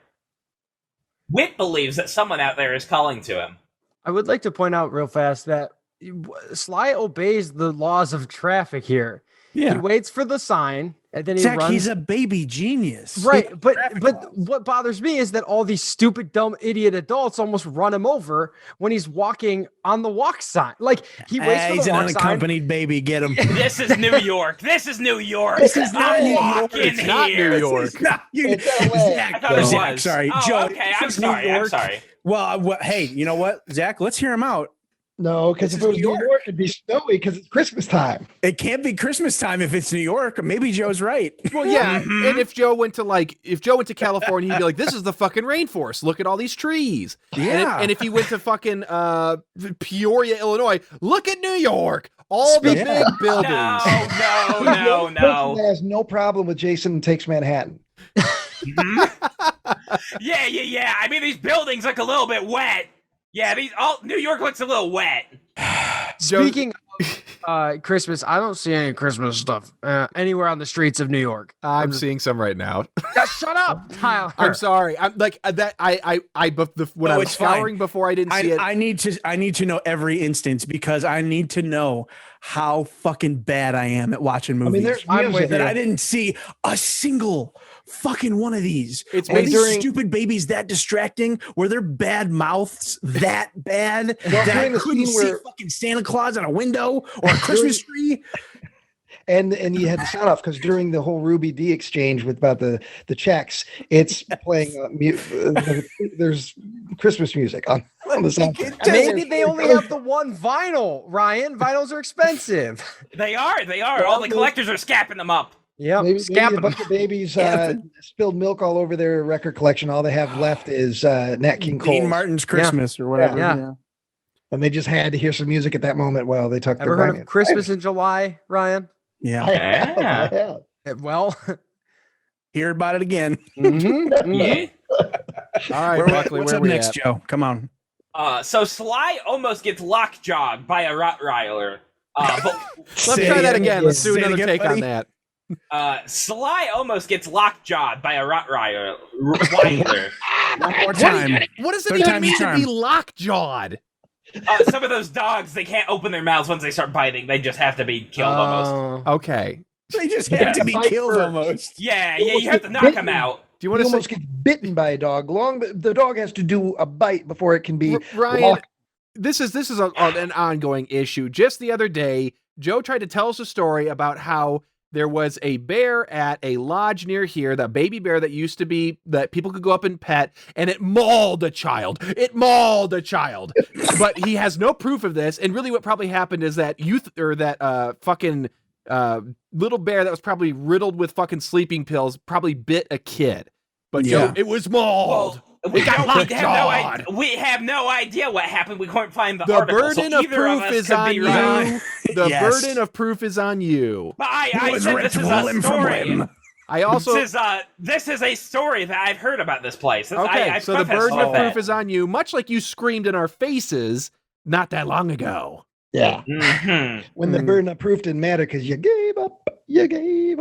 No. I decided to spare the audience. Rottweiler, lockjaw with a Rottweiler. I decided to spare the audience from more hilarious content. Very good. Continue with your breakdown. Come on, Joe. Let's get to the gross shit. It's coming. So luckily for him, the dog smells the copious amount of shit on him and is too disgusted to eat the child. And the dog actually talks too, like we referenced earlier in the episode. The dog talks instead. Yeah, not only does the dog it also speaks a weird English, but it's very familiar with the slang term diaper gravy, because the dog goes, diaper gravy. Maybe that's like the universal answer to everything. Is that like in Star Wars where everybody talks English? It's called basic. Yeah. So it's just sort of a way to explain it away. Okay. Maybe. Anything's possible. It is. That's the great thing about movies. Right. Jesus. So you read. That was so sincere. That was so funny. No, I believe in the power books. Yeah. I read them cover to cover. Yeah. Last time Joe had any interaction with a book is because there was the 6 books they put on the chair so he can sit up high and reach his tendies. The booster seat Buckley. Absolutely not. I'm a tall man. I'm a tall 6-foot man. You're a tall 6-foot baby too. Yeah, we saw you in this movie talking like a robot. Seriously, that Photoshop is not much different. It's true. And that's not a slight to Tyler. That's because, Joe, your face in that face of that fucking thing. No, I had to put effort in to differentiate the two pictures. Yeah. So originally, it was exactly the same. For the fans at home, it was requested of me to Photoshop Joe's likeness onto a giant animatronic baby, and it was very difficult to do that. Yeah, but he did a great job. Then a hobo shows more care to him than any of the passerbys and asks whose kid he is. Sly starts crying, and Wit senses his distress at seeing a homeless man and begins crying too. Heap is yelling at the cleaning staff. Heap? Yeah, I need that on a soundboard, please. Soundboard? Soundboard? See what you're doing, Joe. You're making my jaw not work right. I got a locked jaw. You tried to bite a child. Come on. For the folks at home, we're 1/3 of the way through the movie right now. Yeah. We just passed the 131-minute mark, and this movie's only 130 or 90 minutes. So we're only. Okay. Yeah. Some baby geniuses. So he's yelling at the cleaning staff that they make too much money to let the children just wander off, and Dr. Alina wants him back. The homeless man has decided to try and ransom the little boy he found, but Sly sprays him with cleaning solution and pops soap in his mouth. Well, so, and again, like, this is where I don't understand this. They put this in the movie because they wanted this bit. There's no reason that, like, if you wanted to do an interaction with a vagrant in an alley, that's fine. But the vagrant takes the child because he's saying things like, which would be good context, Joe, which is like, oh, I could get some, there's a reward on your head. There has to be a reward. Actually, no, it's a ransom. It's going to be a ransom. And that's why he has the child still, Joe, blah, blah, blah. Anyways, it's bizarre that the baby would allow himself to go with him because he just kicks the dude's ass anyways. He could have done that in the alley. He didn't have to go with him to a bathroom. No, this is, I believe this absolutely was a bit because of the actor is the same guy who played Bubba Flavel in Porky's 2. He was the main antagonist in Porky's 2. And I do believe that was why he was giving a friend a hand. Well, all right. So I guess when I make Baby Geniuses 9, I guess Joe just gets to be the baby because he was in my movie. Yeah, I mean, that's pretty much how it goes, it seems like. Tyler, I don't got no teeth no more, so I can't speak my lines as good. But can I please still be in it? I'm sorry, sir. This is a McDonald's. Can I get 8 chickens then? We did the research for you, sir. We found out that Mr. M died 20 years ago. He was strangled to death in an alley. Oh, no, that wasn't me. Can I get the McChickens, please? Baby Buckley didn't choke director. He didn't do it. he's like the dude Godfather 2. He's sitting there next to Tyler's dead body. I know, I did not do this. I've told you I fell asleep and I woke up and he was like this. Yep, that's him. So the baby is luckily able to knock out and steal his hobo clothes, so no one will know that he's a baby. They'll think he's just homeless. Yeah. It's a plan. He takes a cigar and everything. Yeah, it's great. Yeah, I was going to say, other people see an infant with a cigar in his mouth and chase after him, but he's able to climb into a carriage a mother is wheeling off. Oh, boy. Well, I didn't go gross. No. I'm not. That movie went gross here. Yeah, the movie gets real awkward. Yeah. So it's a girl baby in there, and Sly is able to convince her to trade clothes. And they make several different sexual references. She says, like, what? Why don't you take me to dinner first? And then she says, like, yeah, how about you give me a call now? Yeah, my number's listed. No, it's actually worse than that, Joe. You're making light of it, which makes it not sound so bad. Right.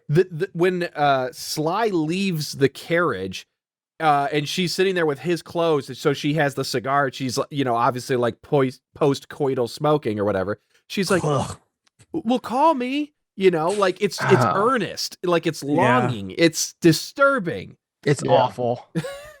I did not expect that joke in this movie at all. At this point, especially, I mean, we had a lot of dumb jokes in the movie, but I didn't expect the movie to make that joke, to go there with that. And I was shocked. So back at the daycare, the plumber uncle is able. Yeah, I'm not gonna comment on it. I gotta keep recapping. I've already got the spiel. So. Joe's already exhausted his loose 1 minute of comedy. Oh yeah.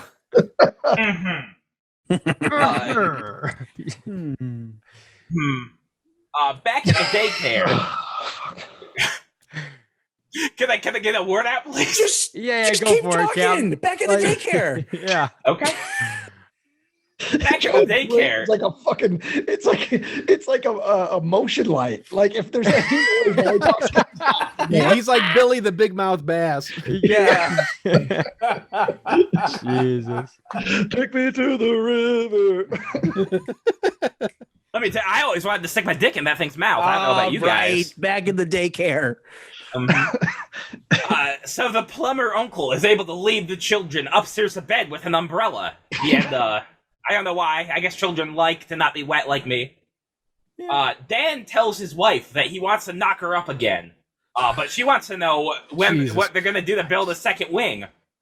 What? That's how it goes. That's how the movie goes. He says, hey, let's try to have another baby. Hey, baby, let me fill you up. Yeah. He's having a flirtatious moment with his wife. Let me put the diaper gravy in you. Oh, Jesus Christ. That is unfortunately funny. Yeah, that was actually really good. God damn it.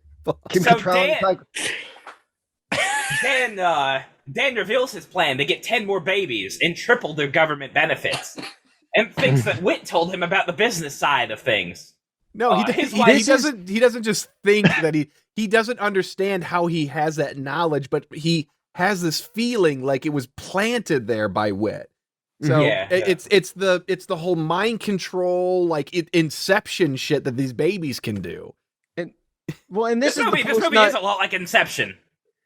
Anyway, this is that post-nut clarity I was talking about, though, because we are to assume he just got laid, and now he comes to a lot of conclusions here that, like, maybe babies do know the secrets of the universe and stuff like that. And it's just, again, this is the second time in this movie that someone has come to they went, babies are smarter than we think.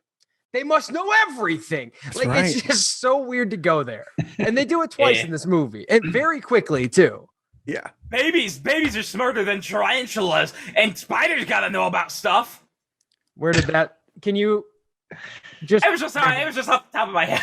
Just thinking. Well, yeah, we know it was. Yeah. Okay. I am in disbelief. Continue. So his wife is so impressed with him that they go upstairs to pump her full of baby juice. Oh, Joe. Yeah, and Joe got one laugh from a naughty line. It's all it's gonna take. That was written down into my script. Okay. He was just good. My script. To get to that point. Yeah, you don't have to write a script for this. He has like a line that says Tyler, Nick, Trevor, Ryan make fun of Joe, and then it says Joe. Like it's all segmented out. Joe's goes, So what you're saying is that I'm writing down what's happening in this moment, is what you're saying. A script, you see.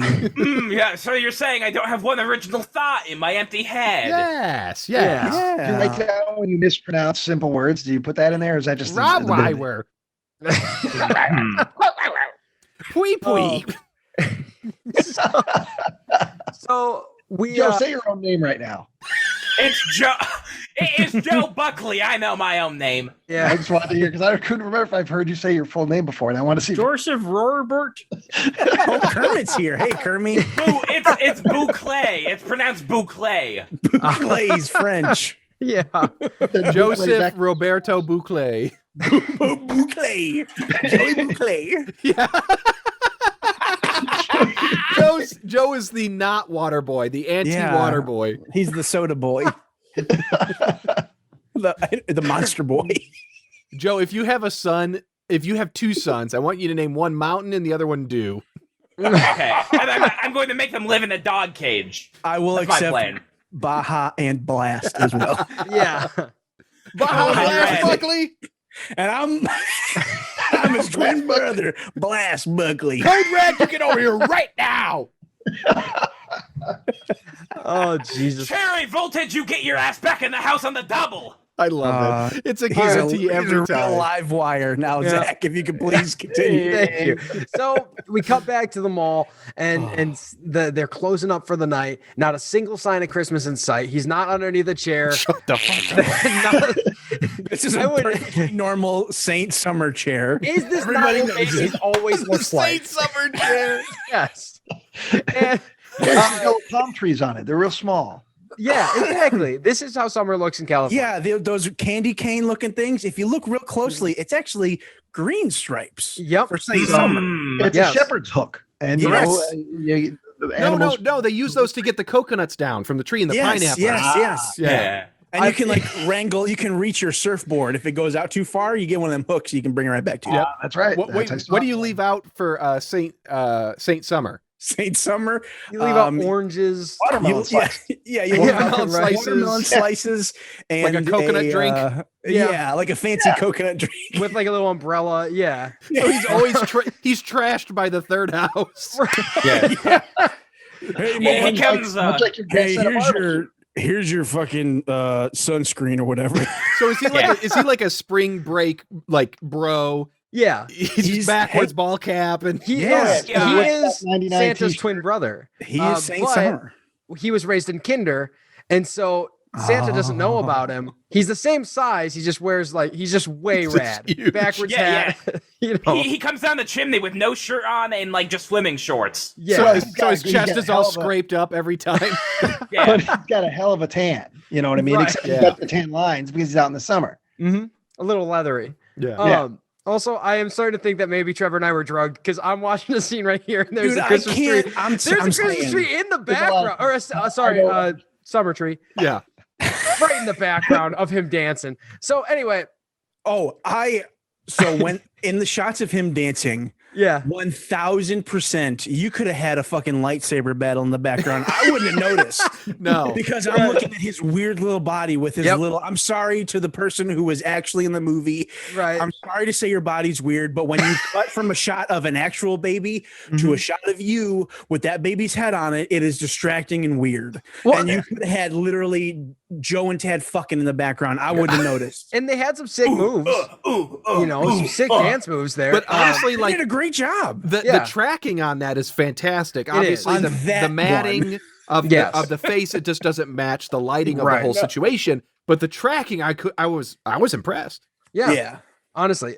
So we get Sly. He stands to be Sly's in the house, king of the mall, and he runs to the Macy's, slides under the door as it closes, which is really funny because I hope they just pull the baby on like a string. Yeah. I don't know how I love it. But then he says, "My kingdom for some video games." So he starts playing some Crash Bandicoot, and he's having a good old time.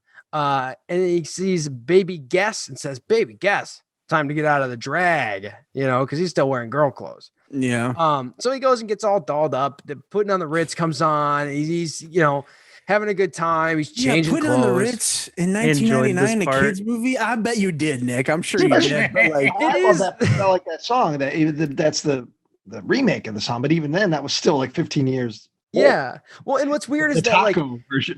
They do it for the first 4 costumes and then switch to Staying Alive so he could do one other dance in a white suit. And I don't know why they didn't start with one, keep one or the other. You don't need 2 different songs for the montage. But they did. They went for it. It's because when they got there on the day, it was supposed to be a black suit with a top hat, but they didn't have that. Instead, the costume designer brought a white suit, and so they got fired, and they just did what they had to do.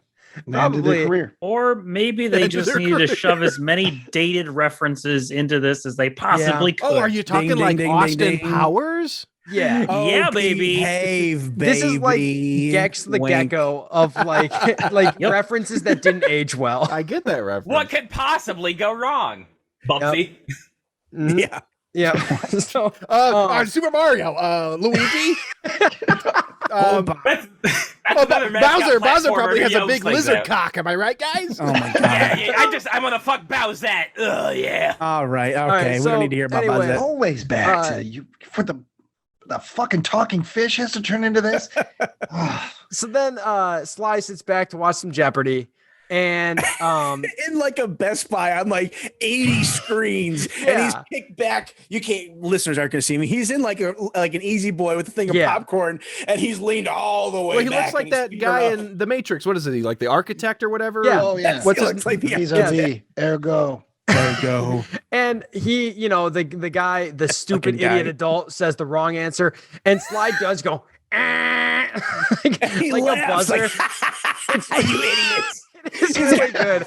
Popcorn, it's all smushed up in his stupid fucking mouth. He laughs. It's really good. And I want that, but I want his buzzer on a button for when Joe makes a stinky joke. Like when he makes diaper gravy out of his mouth, I want to press that button. Oh, yeah, just whenever I talk.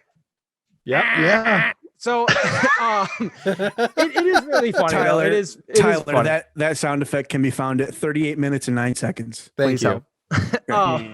So it is a funny bit, to give it credit. And this is where the right after that we cut back to the house, post-nut clarity talk that I had mentioned earlier. I was wrong about where it was.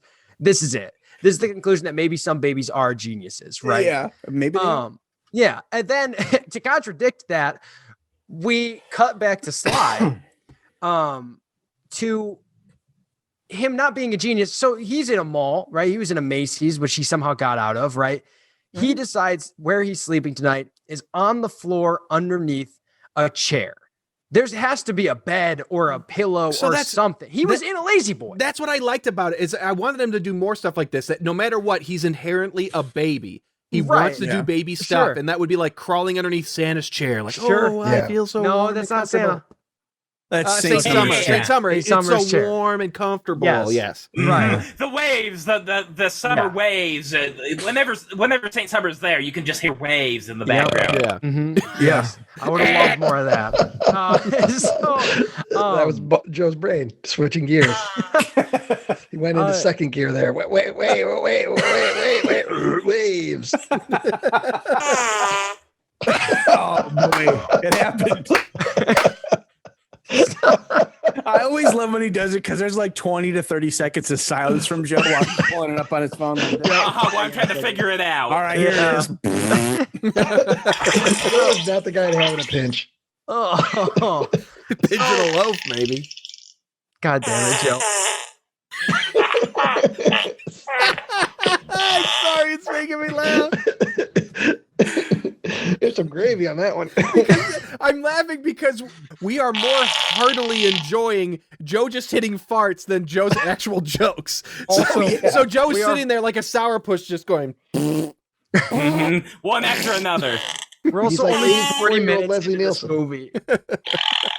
We still have majority of the movie. All right, go. Yeah. Like around. All right. I'm going to mute his ass. All right. So, the Bobbins, we cut to the Bobbins household and they are doing a baby diaper race. We do see a chunky boy and like he's just confused that anyone's around him. And then we see the Bobbins are doing a diaper race, right? And it's all fun and whatnot. And then the babies laughing their asses off. They're having a good time. And then Dickie comes out dressed up like alfalfa, but also a monk chanting mantras. Yeah, he's doing what Harry he's like a Hare Krishna. Yeah, he's doing a Hare Krishna bit. Yeah. And so he comes out and this is again another thing of him trying to get fired. Doesn't work because Mario doesn't give a shit. She's like, just shut up and get out of here. You're an idiot. And that's like, again, his character is pointless. All of his scenes could go away and they don't matter. So now, and I missed why, but Denise decides that she is going to take one of the kids to the mall today, but just the one kid. And just apparently to play on the playground at the mall, because that's literally all they do. It's just to get the two babies in the same place at the same time. Yeah. Because they have a playground. I don't get it. It doesn't make any sense to me. So this is his favorite playground. Sure, maybe, but why not both kids? Why one kid today? One was better. Think about the burden one's that just better. But also think about the burden she's leaving for her husband. Yeah, he's got that's a fully functional daycare. Yep. And so I assume they have maybe some employees you don't see. As you were saying that, they're doing their diaper race thing, and in the background you could see another woman that's not brought up at all. So yeah, that must be the assumption. But we get back to the Macy's and Sly wakes up. Maybe he overslept. He seems confused that the mall is full. Also, it is weird that nobody noticed the baby under the chair. That's the power of summer, I think. And this is the only time that Power of denial. And this is the first time any parents care that there is a child unattended in the whole movie. Because Sly gets up and starts jogging, and this lady at the store is like, oh my God. And everyone's like looking, they're like, oh, this baby's all alone. And everyone's staring at Sly, and he runs over. You know, obviously he's already moved on from the lady last night because he grabs the hand of another gal. And just the mom doesn't seem to care. Oh, I got two now. It's fine. And they just start walking away. So then the goon force is in full effect, and they come down the escalators. They're looking, they see Sly, and they're like, there he is. This is our chance. So they come running down, and he runs into the playground. And who else is in that playground? His twin brother. You guys remember I forgot what it's called, the Kinder method. It says it's imperative that for the experiment to work, actually the exact quote, it's imperative for the integrity of the method that nobody learn that there are twins, especially the boys themselves. Yeah. Right. It's a summer miracle. Things are going to happen. So they both go into the same playground, and Sly kind of does these little Home Alone traps. And I wish that there was more of this, not traps, but like he outsmarts a lot of the goons a lot of times. And I like that as opposed to brute strength, because he does punch the guy in the face, which I get. That would be alarming if you're an adult and a child just bopped you right in the nose. Probably not enough to put you on your ass, whatever. Then he slides down the slide, kicks two more goons. They fly back like he was a wrecking ball or like a linebacker in the NFL. And he just climbs right back up and back in. And I do love this part when the two of them spot each other, Whit and Sly see each other, and they just like scream. They run to a different tube, look back, they scream again. And it's fun. I couldn't help but laugh. But I will say the stupid fucking can laugh does happen two more times while he's now you got two of them together. You got two of them together. Back. Yeah. Oof. And so the grown men see Sly, or who they think is Sly, and they grab him and put him in a duffel bag in the middle of a packed mall on the eve of the summer solstice. They pack this child into a duffel bag, and nobody even thinks about it. Or looks at well, it's not my kid. Yeah. And then the mom, Denise, an old-timey saloon, Joe. It ain't my kid. Hey, my boy. They spit into the spittoon. No, New York City, get a rope. That's a deep cut for TV watchers of the 90s. So the grown men, they kidnap Sly. And he's tooting over there.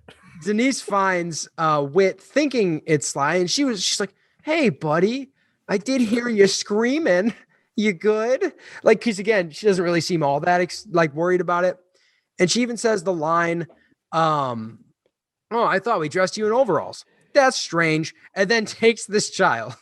Like, I get it. But like, the child's not wearing the same clothes. She grabbed him from behind. How does she even know when she reaches for who she thinks is Whit that it's Whit? You know, he's not wearing. Well, that looks about Whit height. He's about one Whit tall. They use that as a measurement around the Bobbins residence. Well, yeah, that's when he was putting in the pool. He's like, about 2 4/4 wits. Right. And this is why Washan was on this episode, being the only father of the group. Yeah. I don't think it's possible. I know parents get frazzled and sometimes they're on autopilot, but I feel that you still know what clothes you put on them especially when they're so different. It's a much different outfit than they're not wearing a similar really outfit out. So there's a little plaid, I guess, but yeah. Well, is that even a possible thing? You could even if you wanted to plead ignorance, if she didn't know there was another identical child there, it's weird that he would have gone in here with overalls and come out without them. And she's just like, well, we do have to go because our 10 minutes at the mall is up. Like, it's very weird. And yeah, I don't know. It's whatever. Honestly, it's probably, it could have been done better in so many ways, but the issue is that, we've got Sly here. We got to get the other baby there. How do we do that? And it's like, you know, what would have made a lot more sense is if like they went on a field trip, the whole group did, and one of the Whit runs away, and maybe just coincidentally, let's take all these kids to see Santa. Oh, who? Santa's not there because it's the summertime. Let's take our one favorite child to see Saint Summer. That Saint Summer is all about the me, the now. So that's why you can't treat everybody. Live in the moment, man. Yes, absolutely. Let's see. So then she promises to bring Sly, who she thinks is Wit. She says, I got something for you. They'll cheer you right up. Then walks away. And we cut back to the Bobbins residence where where Sly is, or hold on a second. I might be backwards on this shit because again. No, it's Sly. Sly pretending to be Wit. Yeah, but I can't remember if we see the inside of the lab. Oh yeah, so they do bring back. So they bring Wit back to the secret lab, and Christopher Lloyd leans in, looks him right in the fucking face, and says, "Tears? Might those be guilt for threatening our great work?" And I genuinely thought at this point, because they're talking like we need to make an example of this boy. Basically, I thought they were just gonna kill this kid, because I didn't know where this was going. I'm like, this kid's done for. Like they've got all the other ones standing there. They've got like a single light shooting down on him. It's extremely terrifying for Wit, obviously. So that's why he's crying. Yeah, just grab him by the arm and whip him into a wall, dislocating his shoulder and smashing his brain. Give him a night in the maze, they say, and they put him out there. if he's still alive in the morning, he could come back inside. There's one baby that's been there for like a week. He's got a beard. Are you here to save me?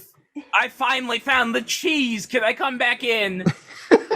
No. Maze, rats, cheese. I get it. I'm with there with him. So I was waiting for him to say, other than the baby freezes and makes a stupid face that's not scary at all and has a very lame ending. No, absolutely not. I think that was a frightening ending. I think it was a great face that Jack Nicholson made. That's what, if you ever look up frozen people, that's what they look like. They look like yeah, 100%. Yep. They freeze sitting up, yeah. So anyway, I'm sure it's happened. The sequel's better. So anyway, we come back to the Bobbins household, and that's frightening. Tyler seemed to have frozen. Don't shoehorn him into some old New Year's Eve photo. That'll be incredibly terrifying. That would wrap up the whole film nicely. That's what I would do. Mm-hmm. Yeah. So we come back to the Bobbins household where Sly is being delivered. He is living his best life. He got some ice cream. He's gone crazy. Denise is like, well, I don't know. It feels like this is a whole different kid. And this is another thing where she's a really bad babysitter, because she just goes like, hey, go over there. She puts him down and is like, get away, go do something. Yeah, just like with swimming earlier. She's like, yeah, get away from me, you kid. Hey, go take a hike. She sets him down and is like, hey, leave the rope alone. And obviously she gets the whole family together, Scooby-Doo style, the whole group of people. And they're like looking off camera, what's going on? And they look back, and Sly is swinging on this rope like only a baby genius can. He is going crazy. He's doing George of the Jungle. He's just like having a grand old time swinging on this rope. And nobody rushes over to get him off that rope. No one even gives a shit. They're just like, wow, pretty cool. And then the little girl, Wit's sibling, whatever, comes out and looks at him. He starts doing backflips. And like a baby can do. Like a baby. And everyone just kind of looks at him. And then the little girl starts crying, and Robin says, I'm the executive director of a madhouse. And it gives like a funny face to the camera and then walks off. And that is, I believe, where mine ends. Is it my turn? No. Nick in the house. Buddy. Okay. Well, ladies and gentlemen, Nick Swart. Yeah, I'm gonna make this brief because I gotta go make some diaper gravy. Let's do it. Speed round. Okay, so we go back to the old lab, and Sly, who we know as Wit, is in his cell and he is crying. The other babies are confused because nothing ever gets to Sly. We go back to the house, and Wit's little sister, whatever, little girl starts confronting him, says that he's not her brother. He doesn't really give a shit though. So we go back to the lab, and the other babies are together, and Sly tells them about the old switcheroo and that he is Wit.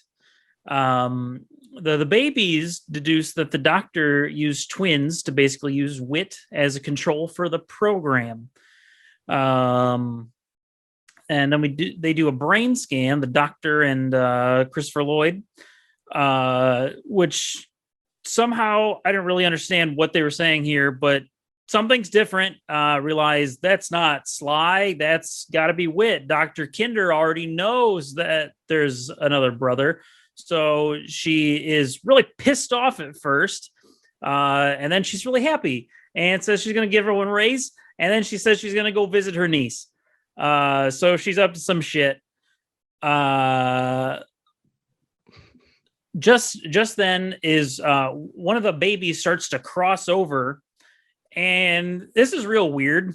The tone shifts considerably. Yeah, well, it's it's strange. She's crossing over. She is ascending. There's nothing we can do.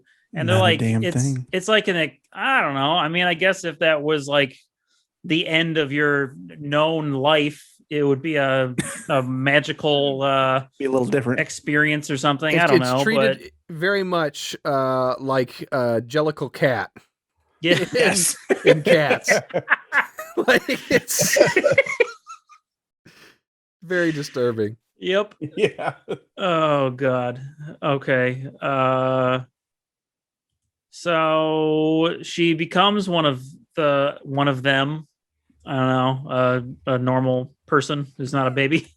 I think it's exactly like 2 years to the day she was born. I don't know. The Christopher Lloyd says something like that. Like, wow, amazing. Exactly 2 years. Like, I guess he's counting. Happy birthday, kid. Yeah. Back at the house, the doctor lady shows up, insults the house because why not? Dan blabs that he caught some communication on video because he just got to give everything away.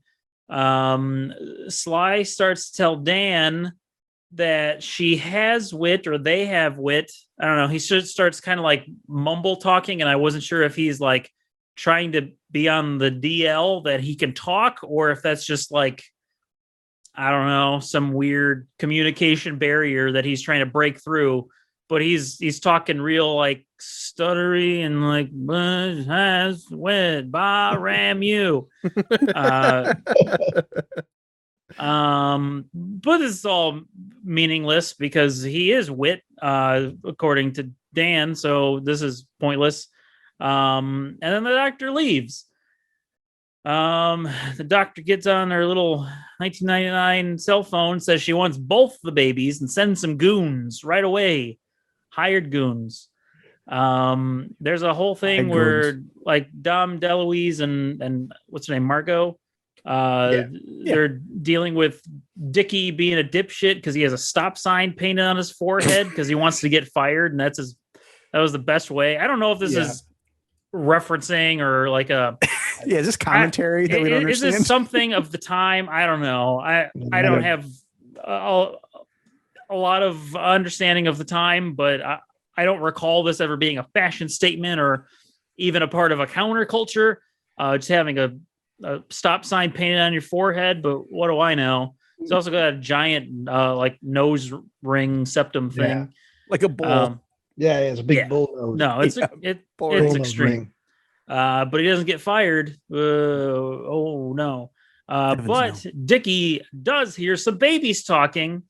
That's weird. Then Margot lets the goons in because they've arrived dressed as like they're from Department of Water or whatever. The babies, they can see through this right away. They know. Sly sets up a trap on the stairs to smash a ski into one of the goons' testicles. And there's this dumb little standoff they do where the goon's like, oh yeah, you think you're gonna smash that in my nuts? And the baby's like, and he like steps off of it, and then the baby like throws some shit, causing him to step back over it, and then another 20 seconds passes, and then he smashes the thing into his nuts. And then it's awesome. Another goon shows up and does the exact same thing. He says the exact same dialogue. Nothing changes. He also gets a ski. Nothing.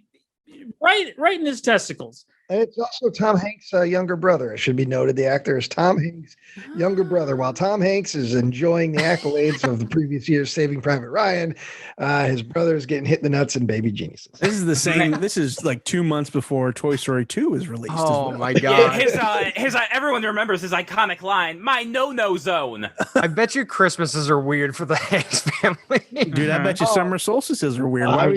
For sure. Yeah. I don't even know why I'm thinking Christmas. I do think it's funny though, like that these goons, one gets hit in the balls and he's like, "Oh no," and then runs away, and the other one comes in, right?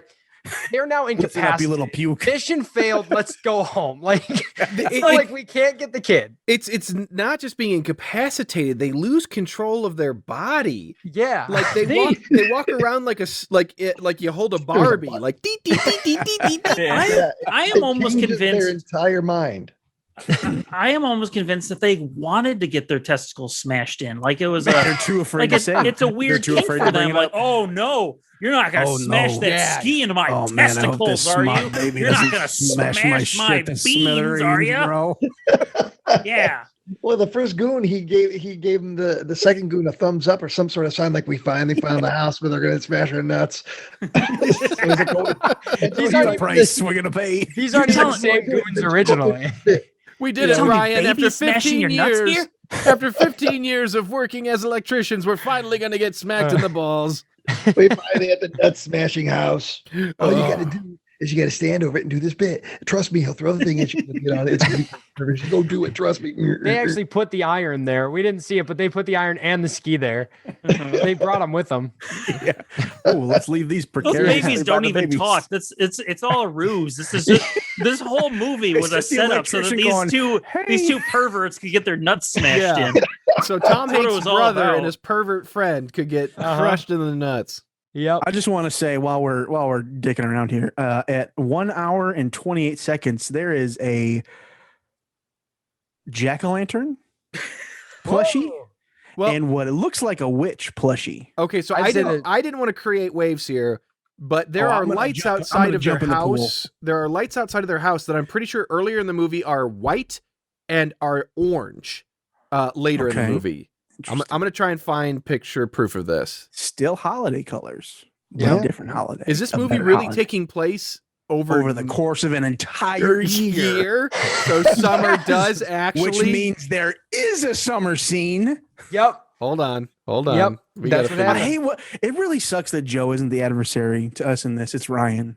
I don't know. The thing is, if it was and Joe, you know what? He's a reluctant adversary. Yeah. If it was Joe, fuck him. I was upset when I saw this, only because I thought to myself, they overlooked it. They just overlooked it. We did. There was so much other stuff going on. I got to be the one to bring it up. And then I thought Tyler was goofing with me when he messaged me, like, "Oh, how did I totally ignore the big robot thing?" I thought he was in on it, but now I realized that, like, had I not said anything. To be fair, it is practically the opposite of a summer movie. I mean, really, no summer to be found. Well, I mean, St. Summer. I mean, I was 3/4 into something I knew we were going to pick for certain, and then they go in the mountains and there was some snow, and I thought, no, I'm going to give shit for that, so I canceled the whole movie. Cancel the whole movie. Send it back. I quit watching it. I thought that might have been yeah. But I was like, no, there's snow now in the mountains, and I was thinking, well, we can argue that there's always snow in the mountains, even in the summer. There is. I was like, hey, it's not too late to change your pick. Well, I got something for you. Well, hey, let's get to that portion because it's already we're getting there. 30 guys. Yeah. Anyway.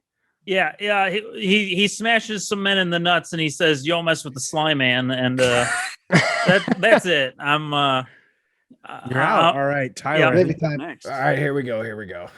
Oofy doofy, here we are. Okay, so Dr. Kinder watches from her limo across the street as Stretchy and Mouth, the baby nappers, walk out of the house with long legs and tight buttholes after getting their gonads crunched. Kinder tells the lab, or whoever she's talking to says that the lab needs to be stripped, everything needs to be shredded, she wants the walls bare. So Sly talks to the house babies about how he felt like someone was calling him, and he thinks it's Wit. We got to set up something we're going to use in the next scene, right? He then tells all the babies to sit down. End scene. Very bizarre. Kinder is now with Dr. Heap, and she burps up some exposition about how they have to shut everything down and move because of some convoluted process where Sly and Wit could be identified, and their operation would obviously be uncovered, and they'd all get arrested. The lab babies watch Wit and Sly do a mind meld. They then devise a plan where both baby groups will fight back. We cut back to the house babies where Dickie is listening into their room. Sly grabs his nose ring, and because he's got the big what do you call that, like fucking bullhorn thing? Yeah. Septum piercing the bull. Septum piercing, thank you. He pulls on that, and the babies are all laughing because pain is funny. We then get a montage of the house and lab babies training. Sly and Wit hate all of the babies because they fucking suck at being warriors. They realize what they need to do is use their massive intelligence, and therefore they just train more, and it's not working. Between shots of the babies, or we keep going back and forth between the lab and the house babies doing their thing. And I wrote a joke. This isn't even funny. I'm not even going to say this. No, come on. You can't tell us you wrote a joke. You have to say it. Between nothing wrong. Okay, so come on. The house baby group, clearly when you cut back to them, like there's just different babies in every shot. So I did a joke about how that you're led to believe that many babies died during the training. It could be. We got to jump the ravine. Sly and Wit mind meld again and come up with the perfect plan. Now they got the perfect plan, and that plan is to use their secret weapon, which is their intelligence. Rather than fight, they're just going to be smart, which is was already established. There's a baby that says, well, we're not very good fighters because we're just smart. So, okay, we're back in the baby house, and we see Dickie sneaking around. He's still sneaking in on these babies. I guess it's because he's curious. I don't know if it's because he thinks that they might be smart babies or he's just a pervert. But he's watching as Sly leads the babies up to Dom DeLuise, who's taking a nappy on the couch. He watches as Sly hypnotizes sleeping Dom DeLuise. He tricks Dom into wanting to take the babies to Baby Co. But we see that Dickie is also under this spell. So Sly makes Dom raise his arm, stick out his tongue, and wiggle it, and Dickie's doing the same thing from across the room. And then the kids are all like, hey, make him pick his nose. And for some reason, Sly draws the line at this. He's like, no, that's gross. But then, of course, he caves in. And we see Dom DeLuise picking his nose. And then Margot bumps into Dickie in the next room.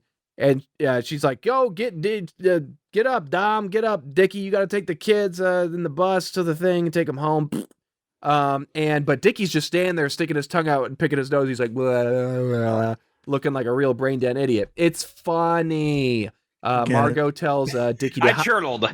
You chortled? I chortled. Yeah, chortled. Like a tiny little bird. Yeah. Anyways, Margot tells Dickie to hop to it, and he literally hops out of the room. Comedy. We see the babies get ready to leave, but Carrie says that she's got to stay behind because she has a job to do. Cut to the babies on the bus. They're singing some sort of marching song about Dr. Kinder being a real bastard. We're back at the house when Dan and Robin get home, and the phone rings. It's a parent. Where's my kid? Oh my gosh. Well, we'll look into it. As soon as Dan hangs up, the phone rings again. Where's my kid? Oh my gosh, this must be a serious problem, but they act like it's kind of a mild inconvenience. Dan calls Dom, who's driving the bus, and he's like, hey, Dom, or Larry, or whatever his fucking name is, Lenny. Hey, where are you guys and the kids? And Dom and Dickie then snap into robo mode, and they say in unison, we have a vitally important errand at Baby Co. And they repeat that several times, and Dom just hangs up. And Dan is not immediately scared or bothered by this. He's just kind of like, that was weird, Carrie. Or not Carrie, but fucking my wife. They were just kind of like acting like robots a little bit. And then Carrie, the baby, walks in, and she's trying to talk to Dad. And in the background, Margot keeps answering the phone and hanging up because the parents are calling. Carrie's talking to Dan, explaining that Wit and Sly are twins. They were switched. Kinder has Wit in a secret lab, and Dan understands every fucking word of that. He just fucking gets it. I mean, I don't know if we're to assume that he just vaguely gets it, but he says almost verbatim what she says to Robin. And that they're going to take the babies to Liechtenstein because they got to pack up and leave. So Dan and Robin decide to take off, but Dan has to do one more thing before he leaves. And he asks Carrie, does that mean that you know all the secrets to life? And Carrie says, yeah, I do, but I'll just tell you about them when you get back. The barrier is broken. Dan can completely converse with toddlers now. Back at the lab, Kinder and Heap are taking the babies out of the lab. Back with Dan and Robin in the car, Dan calls the police and he explains in a terribly convoluted way that the entire plot of the film. He's basically sounds like an insane person, and the dispatcher's like, yeah, so what do you want me to fucking do? Like, blah, blah, blah. It's supposed to be funny. Carrie takes the phone because it's not working, and she's basically like, I've got a bomb. I'm going to blow all those like little fuckers up at Baby Co. And that was a little bit funny. She got me with that. We cut to the baby bus sitting outside of Baby Co. We jump inside the bus. We see Dickie and Dom. They're still doing their robo voice. The magnificent Sly and the Bobbins babies have a vitally important errand at Baby Co. I like that Sly made him say that he's magnificent. That was fun. The super cool baby. We then super smart and handsome baby. We cut inside the main lobby at Baby Co. and Kinder and Heap are walking in the room and they see the lobby guards. They're kind of in a trance. And so she asks them what they're doing and they repeat, the magnificent Sly and the Bobbins babies have a vitally important errand at Baby Co. And then they turn to her and they go, it's funny. Comedy humor. Sly then shouts at her from across the lobby. He's flanked by two other babies. He's like, go, go, go, go. So clearly something is afoot. And then he taunts, Cat or fucking what's her nuts? Kathleen Turner? Yeah, Kathleen Turner or Kinder or whatever. Kathleen Kinder into following him. And he takes off running. And I'm done. All right. Home stretch. We're doing it. Home stretch indeed. All right, boys, buckle up. The cops are headed to Joy World. Whoa. I know. Sly hops on a sick ass tricycle thing and heads to the control center and says, "Fasten your seatbelt, Doc. The caca is gonna hit the fan." Once he gets up there, gravy gonna hit the fan. Yeah, I'm surprised they didn't cover your say ass in diaper gravy, Doc. Sly activates Baby Bunting. And we see him on a monitor, like open his eyes very dramatically. Yeah, it's hilarious. And he rewires Baby Bunting somehow, just kind of smacking on the keyboard like he's Kermit the Frog on the typewriter. Kathleen Turner and Doc Brown lead a group of mercenaries, ? Around the park. And then the lights all start to go off. Boom, boom, darkness. And she's taunting Sly about, oh, come on, you can't win. We're a whole army. You're a bunch of stupid babies. I don't know. She says something to that effect. Then we get footage of a bunch of other robots waking up. We see an alien. We see Saint Summer's more famous brother, Santa Claus, and an elf. See, and this is the thing. Okay, I'm not so stupid that I didn't see the Santa robot and the elves. Right. However, I took this as this is Joy World. Yes. This is the theme park for kids.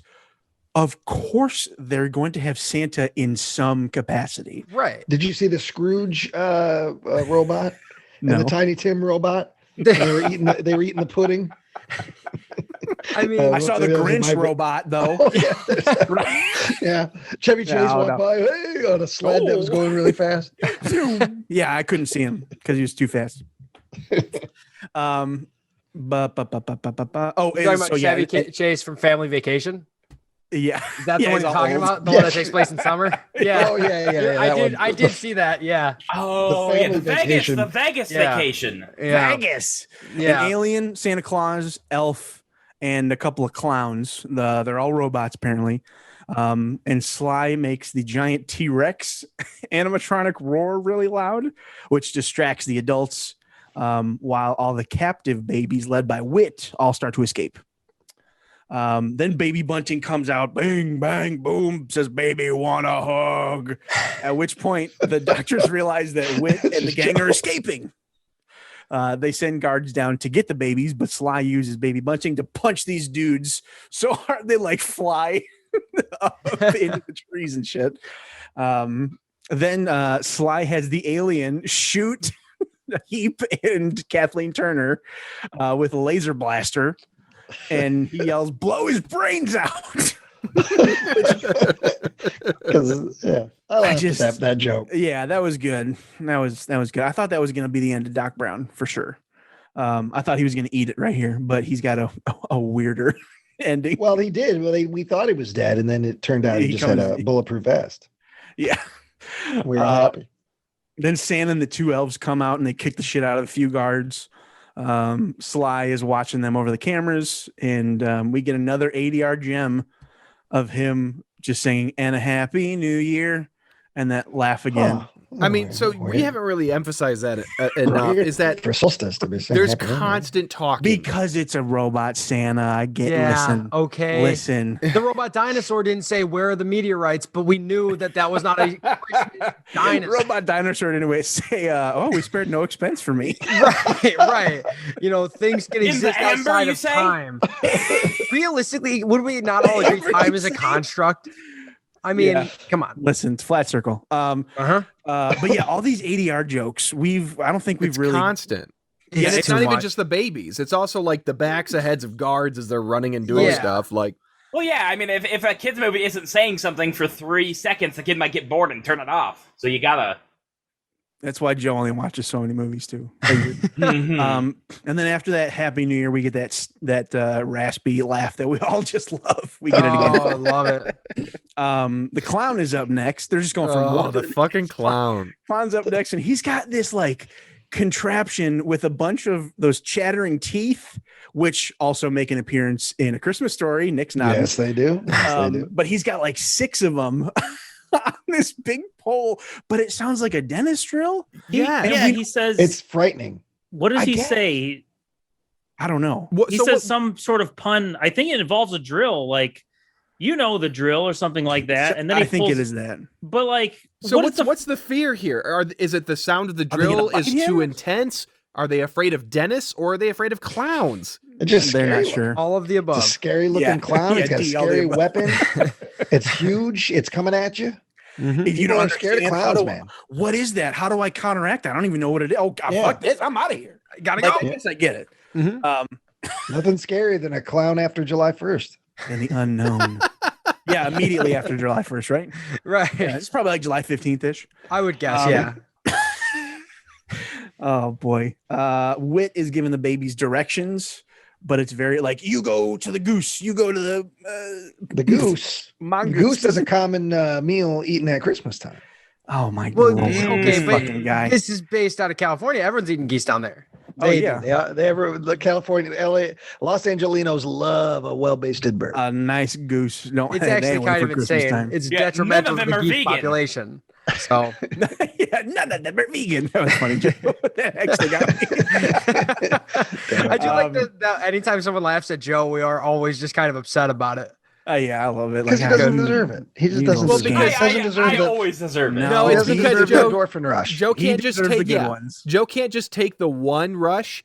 He's gonna monopolize on it, and then we get the stinkers. So it's like Joe does the funny burp. Yep, but then he starts shitting his pants, and it's like, oh boy, we gotta really stop laughing at that part side effect as much as because it's gotta stop being funny. Is the thing? I'm not laughing at it anymore.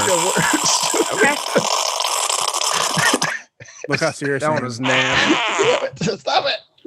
I'm just gonna have my microphone so you can't tell if I'm laughing or not. All right, we're gonna continue. How do I mute? So Wit is giving the babies directions, but we don't understand what that means. Kathleen screams at Sly during the carnage, and there's an insert shot of Sly doing an Austin Powers ADR line. Okay, Joe. I want to go to bed. Okay. Thank you, Joe. It's funny. Farts are funny. We get it. Hey, Joe, how about we save it for the big finale episode, and we all fart on. All fart on camera. It's a Saint Summer tradition. That's right. Yeah, I'm gonna cook up. Zach and I are gonna have a little powwow. We're gonna cook up a bunch of little traditions for Saint Summer. Yeah, oh, good. So you mean we'll dig up some tradition because we won't be making them up. Oh yeah, I'm sorry. Unearth, bring to the masses. Yeah. This long forgotten holiday trickster of the summertime. Anyway. Kathleen screams at, so he does an Austin Powers. Oh, behave, baby. Like, You get it? Like, you know how the kids first one love came out. Austin Powers. Yeah, remember how those toddlers were losing their shit at Austin Powers? Yeah, incredible. They love Burt Bacharach. They just like the bald man. They like people who are bald. Yeah, it looks like them. I get it. Handful like of baby, or no, a handful of babies. No, well, they thought Mini-Me was a baby. Yeah, that's right. Vern Troyer. That's right. All right. Was that out yet in March No, 99? that was June 99. Okay, so this is on the cusp. They get chased, they being the adults, some of the goons, get chased onto the roller coaster by a robotic goose, and they are then flung from the coaster. Like, they get into the roller coaster, it starts being a roller coaster, it starts going, and apparently they didn't sit down and do the overhead latch or the pull bar or anything, and they're just flinging out from it, landing in trees, landing in the pool, landing in the fountain, all this kind of shit. Then now we're to the handful of babies, then start doing rope tricks to fight the guards, doing some Ewok stuff like, oh, there's a rope on the ground. We're going to run to the sides of it and pull it up at the last second. And clothesline. It's funny, I guess. This is the kind of baby fighting that I liked more, because this is the kind of stuff where, okay, I can buy that. I'm never going to buy that a baby can fling a grown man over their head. Yeah. But you can pull 2 of them fuckers. We'll say 4 of them pulling on a thing. All right, sure. Why not? Yeah. Agreed. It's I like can believe in the critters. I can believe in the babies fighting this way. Yeah. There you go. Wit fights off a guard, and then the other baby geniuses swing in like tiny Tarzans with some of the worst rotoscope job in this fucking movie. And they all get knocked into the fountain. And that's it for them. As soon as these guards are wet, much like Joe, they're done. I'm done. I'm sorry, I can't do any more. I'm going to be leaving for the day. I need to get dry. He's the paper mache of humans. It's just gonna melt. That's because you're so dang sweet, Joe. I'm kidding. Like cotton candy. No, like antifreeze. Wit and Sly have a like Kirk and Spock moment where they put their hands up. Wit puts it up, and Sly sees it on the tiny little screen, and they put their hand up, and oh my goodness, it's touching. But then Kathleen Turner gets him in a paper sack, and taunts Sly. You could have been something great with me in our research, but now you'll be just another kid. Pussy willow. And she takes the Wit in the bag, and she runs. She heads to the roof. Sly climbs down from the control center and meets up with the other babies and said he's starting to feel funny. Interesting. The Bobbins arrive, and they tell them that she's headed for the roof. They understand, but there's no time to unpack that moment, really. They head up to the roof, and there's a helicopter hovering about 50 feet above the roof, just hovering there. Were helicopters like really cheap back in the 90s? Because so many movies just love to have helicopters in them. I mean, it's cool. Who doesn't love a helicopter scene? I mean, that's true. Yeah, they make a good sound. Get to the chopper. Yeah. Dan, everybody's got one. Yeah. So it's about like, I'd say 50 feet hovering, but there's a ladder all the way down practically to the roof that Kathleen runs up with Wit and jumps onto it. And then Dan Bobbins, our boy Peter McNichol, runs up and jumps up on it as it starts to fly away. He gets to do some 007 stunt work here. Yeah. But after too long, he falls off, and Wit calls for mommy from the chopper. And a guard from higher up on the ladder came down and grabbed Wit, and he's now up in the chopper. But Kathleen is still on the thing. Played back, dude. That stunt fall. It looks like it went south, and he hits the dumpster. There's a dumpster. I think he was supposed to land on the dumpster. I think so. He does not. It's hard. I think he misses it. Yeah, I think his leg hits the edge of the dumpster, and it because then he makes a quick 90-degree shift of going flat and out of the ground. Yeah, I guess I assumed he was supposed to land on the dumpster, and then that they makes missed way more sense. It sounds way safer too. Well, you guys watch the end credits. There is a in memory of. Oh, so I think I'm not if they died. I'm kidding. No one died as far as I know. Careers died, but yeah, I think that's human beings along with 400 babies. Yeah, all those expended babies. Christopher Lloyd Street Value was shot down. Street cred. Yeah, after this and My Favorite Martian. Gotcha, Chris. Sorry, buddy. I love you. Here, listen to us. Who am I fucking talking to right now? Exactly. Actually, he's at home right now with one tear down his face. Oh, I love these boys. Oh my God, the summer series is out. When this summer they finally series did it, those boys. I was worried about them. it hits episode 15, you're gonna see some serious shit. Oh, I love he's sitting by a fireplace because he's always celebrating Saint Summer or whatever. Oh, well, and Hawaiian shirt. He has a Bluetooth radio that looks like a 1960s radio that he's casting it to, and he's just sitting there with his, I don't know what, the Saint Summer celery and we'll figure something out. Bloody Mary. So it ain't gonna be celery. It's gonna be more of a party than that. Yeah. It's a corn cob, a grilled corn cob. Yeah, cob on the corn on but the that cob. was soaking in vodka for 24 hours. Oh God, I just watched that fall again. Jesus Christ! He's grilling in his home. He's got like a big George He's got Foreman a charcoal grill inside. He's got the windows open. All right. I hope these boys get to schizo. Which is a horror movie, a slasher movie he did. Anyway. Maybe someday, Mr. Lloyd. We are only 40 minutes away from this taking the crown from Sickness House. Oh no! For your Sickness House. We don't want anybody to take the crown from Sickness House. No. 3 hours and 11 minutes, gang. All right. He falls. Hopefully, the stuntman didn't die. So I started calling her Samantha from Sex and the City. Samantha jumps up on the ladder and they struggle. They eventually just kind of lower the chopper. And now the cops have come, and they're like tussling on the roof. And Kathleen reveals that you're adopted, Samantha from Sex and the City. You're adopted. We're not related. And she said something like, did you really think that you were related to greatness like me or some shit like that? And Mrs. Dobbins, Denise, thanks God. She's, oh, thank you, God. And she punches her hard in the face. She says, oh, I would feel so terrible if I punched my aunt. Yeah, you can't punch relatives.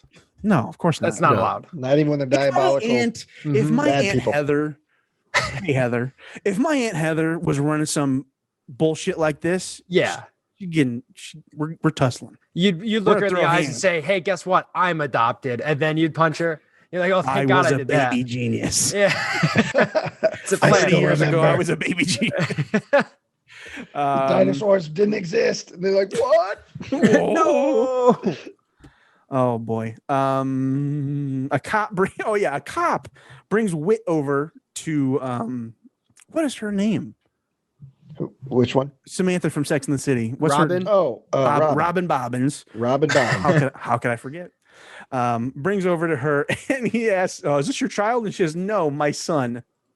Right. Right? Like, did you guys hear this? Am I crazy? Yeah. Is this a weird turn of phrase? If I were that guy, I'd be like, oh, okay. So, I mean, so it is your child then. Like, it's do you want my this kid, son. lady? No. I can't. Okay. Anyway, they are all reunited. Thank God. Well, the Full House music kicks in. They are reunited next to a dumpster. Oh yeah, that really was just like. First of all, there's authorities there. Why is nobody tending to Dan, who fucking took a nasty dip? But he's just leaned up against a filthy dumpster, and then he has a moment with his wife where they're smooching next to a filthy dumpster. Hang on a minute. A dumpster on the roof of a building? Well, yeah, it's not shit. Accessible. Wait, no. What? A dumpster? That's not very accessible. Of a building. They got dumpster. They got garbage helicopters. Pull up next to this? Or am I making that up? Yeah, they're at a parking lot. Now, is this the top of a parking garage? Maybe. Okay, that has to be it. But still, even so, yes. Okay, it does. It does look like there's an edge. Garage? It's very inconvenient location. It does look like the edge of a parking garage, like at the top. I'm not saying. God damn it! I gotta go do Babyco again. We gotta dump it off the roof. Zach, you fucker! What? I found a screenshot that proves that 132 sleeps till Christmas. Perfect. Yeah, and you wouldn't. It's right there in the movie, guys. It says, "Look it. It's the truth." And look at that. It actually means that the movie took place today or yesterday. Sorry. Oh, Zach, I'm just saying, buddy. Oh, this is my birthday movie. This is around this time. Well, excellent. Yeah, perfect. Okay, All I've right, got boys, a we got one screenshot, last but I scene. think this is it. I think one final scene. Oh, sorry, it's just it does very much look like a parking garage, just so we can, for continuity. Tyler's sake. on Google Maps, puzzling folks. plots. Yeah, guys, I found it. Was there a dumpster on the roof? Oh, there's definitely a dumpster on the roof. I'm just saying. Yeah, there's multiple. It's just I see weird. another dumpster in this picture. It's weird. Also, if we don't take puzzle and plot for this whole summer Christmas thing, nope, that's part of the. That's not fair. It's not part of it. Listen, hey, I listen, guess the voters will decide. Well, also, puzzling It's plot not- actually isn't one of the awards for the summer. So. God damn it. Can it be? It is now. I was gonna say it's not a puzzling plot just because you didn't watch the movie. First off, we did. Gotcha. Joe, you of all have the least to say about I have a post-it note with some damning fucking information here, Mr. Buckley. Let me finish. We got one scene Yeah, left. It's not the meant post-it for this note. episode. It is Okay. meant for but something it's- in the future. Oh, But it's Joe, gonna you go. keep your little trap shut. Oh. Stink trap shut. They're all reunited. The boys start to cross over. They talk about all the knowledge the adults don't know. Like what? What do you know that these adults don't know? What is this fucking secret of life bullshit? Secrets of the universe? No, you don't know fucking anything. You're just a baby that can talk. Big fucking deal. They cross over, and the picture fades. Nice work, Bobo. To them on the back porch, and Dan is recovering. He's got his feet up. He's got like an ice pack on his head, I think. I don't remember. Oh yeah. Not looking great. He's trying to remember what the boys said before they crossed over. But now the parents know about crossing over and like that whole term and what that means, I guess. Yeah. Like, sure, whatever. I'm not gonna think about it for too long. Ice pick or what we call him, Gash is now Gash is wearing regular teen clothes. Captain Gash is now just teen Gash. Well, because the first time we see him, he just looks like a big vagina. Yeah. It's a big sloppy Gash. Big gash. Jesus Christ. I have to believe all that. Yeah. It's the solstice gash. Yeah. Joe left. What? Fuck. Joe left. Yeah. He probably dropped or something on accident. Oh, okay. Yeah, probably. I was going to say. His dad just finally dragged him out. What the fuck is this, Joseph? I told you Sunday night. Yeah, Ice Pick is there, and he's wearing regular clothes, and they all come together for what he calls a real Kodak moment. Wink. They bring their daughter over, Carrie. Shit went offline, turned on data. Okay. They bring over their girl and to try to get her to talk. Like, oh, Dan's like, oh yeah, let's talk. Let's get the secrets of the universe, secrets of life, huh? But nothing. They've all crossed over. They're just talking baby talk. And mom, Robin Bobbin says, you want to see the real secret of life? Take a look. And then we get the sappiest Randy Travis apparently song about how kids are a gift from God. I don't even understand this. Listeners, I'm serious. Yeah. That's how this movie ends. The song's playing right now. It's playing right now for the podcast. 4 minutes of just footage of the kids without any CGI enhancements until what I can only refer to as the beat drop happens when they show him dancing, doing the disco dance, and that's like, okay, this is for a laugh now.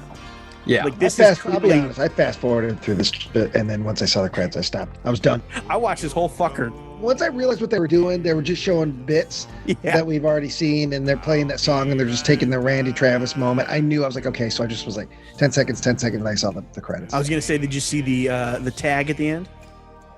The one that said "Merry Christmas" from Bob Clark and Family. No, not that one. The one where Jimmy Buffett rolls up with Saint Summer.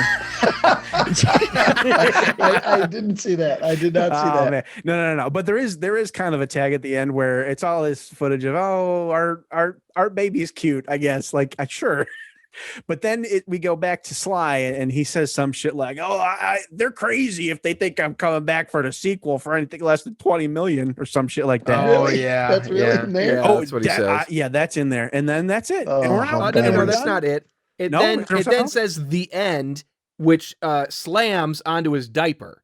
It's a still shot of the baby's backside in the diaper, and it says the end next to his diaper gravy. Yeah. Spelled out in diaper gravy. Also, if Sean does not perform a live version on the award show or at the award show ceremony of the Saint Summer Jam or whatever it's called, that's going to be the worst fucking award show ever. Yeah, I agree. Okay. Maybe Saint Summer will make an appearance. I hope so. Ooh, maybe. Maybe I already bought some things on Amazon to make sure he makes an appearance. But yeah, is Joe coming back? He said he's trying to figure it out. But it's that Grand Ridge internet. It runs on a mule. Who knows? Well, let's He's got to go turn on the generator. Yeah. Let's get as much work done as we can. Well, okay, without so Joe. two things. One, do you have anything that you want to add to your what the fuck do you call it? The rage reviews. I got false advertisement. The false advertisement stuff. Let's start with that. Zach, you had a good argument here for false advertisement. Let me pull it up because good. Thank Christ, we got Joe back. I said, I don't know if it's a good argument, but I said the whole movie is false advertising. The babies are hardly geniuses, smart at best, and we were sold on a good cast, but they all phoned it in. Also, I would like to point out that on the cover, the baby is wearing glasses, and he never wears glasses in the movie. Not that it would have changed anything. He also has 2 beakers full of what I hope is milk. Yes. He never does a lick of science. No. Also, we were sold Kathleen on Turner, a summer flick, and Ryan swears it's not. But I mean, I'm looking at my eyes. I just go by my eyes. Sure. It talks about the highly sophisticated. The storyline is highly sophisticated language of baby talk. It's not sophisticated in any capacity.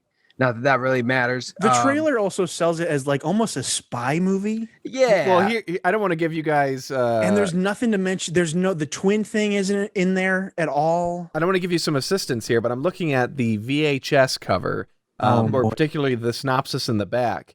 And there's a lot of language on here that's just not accurate. Like Dr. Elena Kinder is out to dominate the world. 2-year-old Sly is the only person in her way. A little hyperbole there. When Sly escapes from the lab, he joins his twin brother Whit in an effort to expose the nefarious plot. No, that's not really. Not at all. They're just reacting to the events happening around them, really.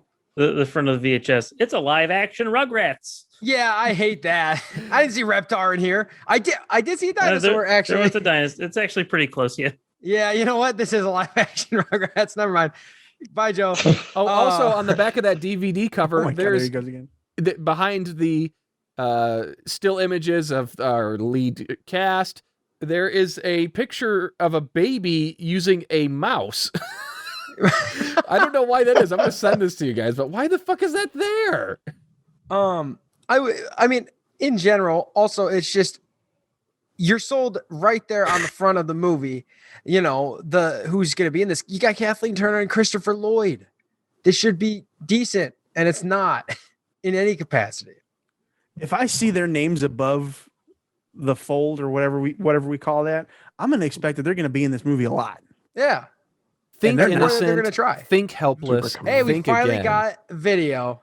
Oh, look at this cretin. Oh, God. Look at this baby genius. Yeah, it is a baby genius. What do you got? A widow's peak going on there, Joe? What are you doing there? Ooh, Joe. You know what? Good for Kim Cattrall not getting on this cover anywhere, front or back. Right. Lord knows she tried. You know that meme online of somebody saying, just fuck my shit up? And then it cuts to the bad haircut. Joe, somebody fucked your shit up. Oh, man. I'm getting a haircut on Tuesday, boys. It's happening. I'm getting one tomorrow. Donate it to me. Well, I should say I'm getting a trim. No, wig that shit and give it to me. Saint Summer's still going to have these locks. Don't worry. Well, are we rating this fucker or what? Well, or what's your rage reviews? Oh, our rage reviews. That's right. Well, okay, so I've got 2 here. Go ahead. Because fun fact, did you know that this actually landed on Roger Ebert's most hated list? Yeah, it's bottom 100, I believe, too. Yeah. Wow. So this is fresh off of IMDb. The title is Diaper Gravy. This was written on the 5th of April, 2005 by Claude Mercure.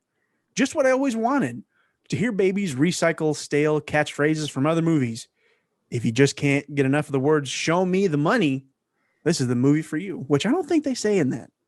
No, I don't recall any. So already this guy's got some false advertising for us. It would be a waste of time for me to describe what is bad about this movie because everything is bad. The writing, the directing, the acting. This is the only film I know that causes actual physical pain. Don't be surprised if viewing this film is followed by repeated fits of vomiting.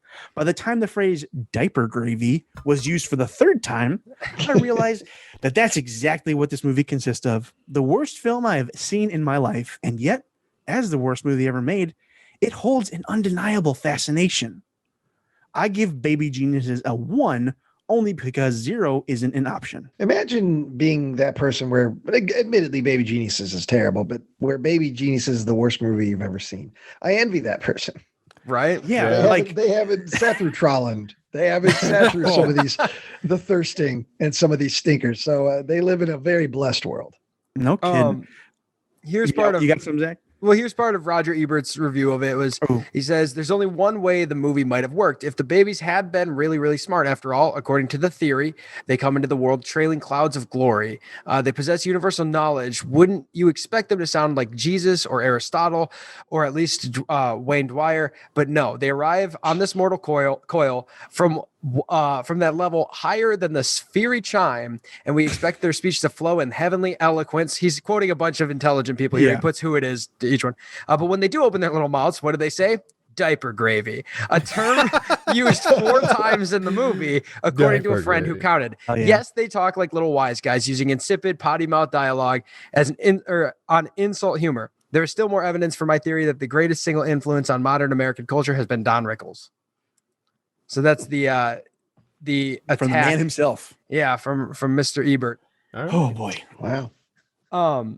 I also found that if you look it up on Google, there is a review that is just a synopsis of Shawshank Redemption. And then I swam through a river of diaper gravy. Found this on Letterboxd.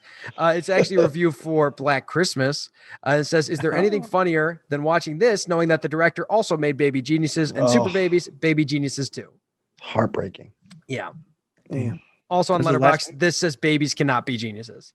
So those are the reviews I have. True. I got one more here. Written again. 2005 was a big year for Baby Geniuses. Apparently, March 15th, 2005. This is really bad. It says this is by Wolfstand 10, and there was a callback that I can't remember the beginning to that Joe set me up for, but here we are. The smashing thesaurus.com I think was mentioned earlier.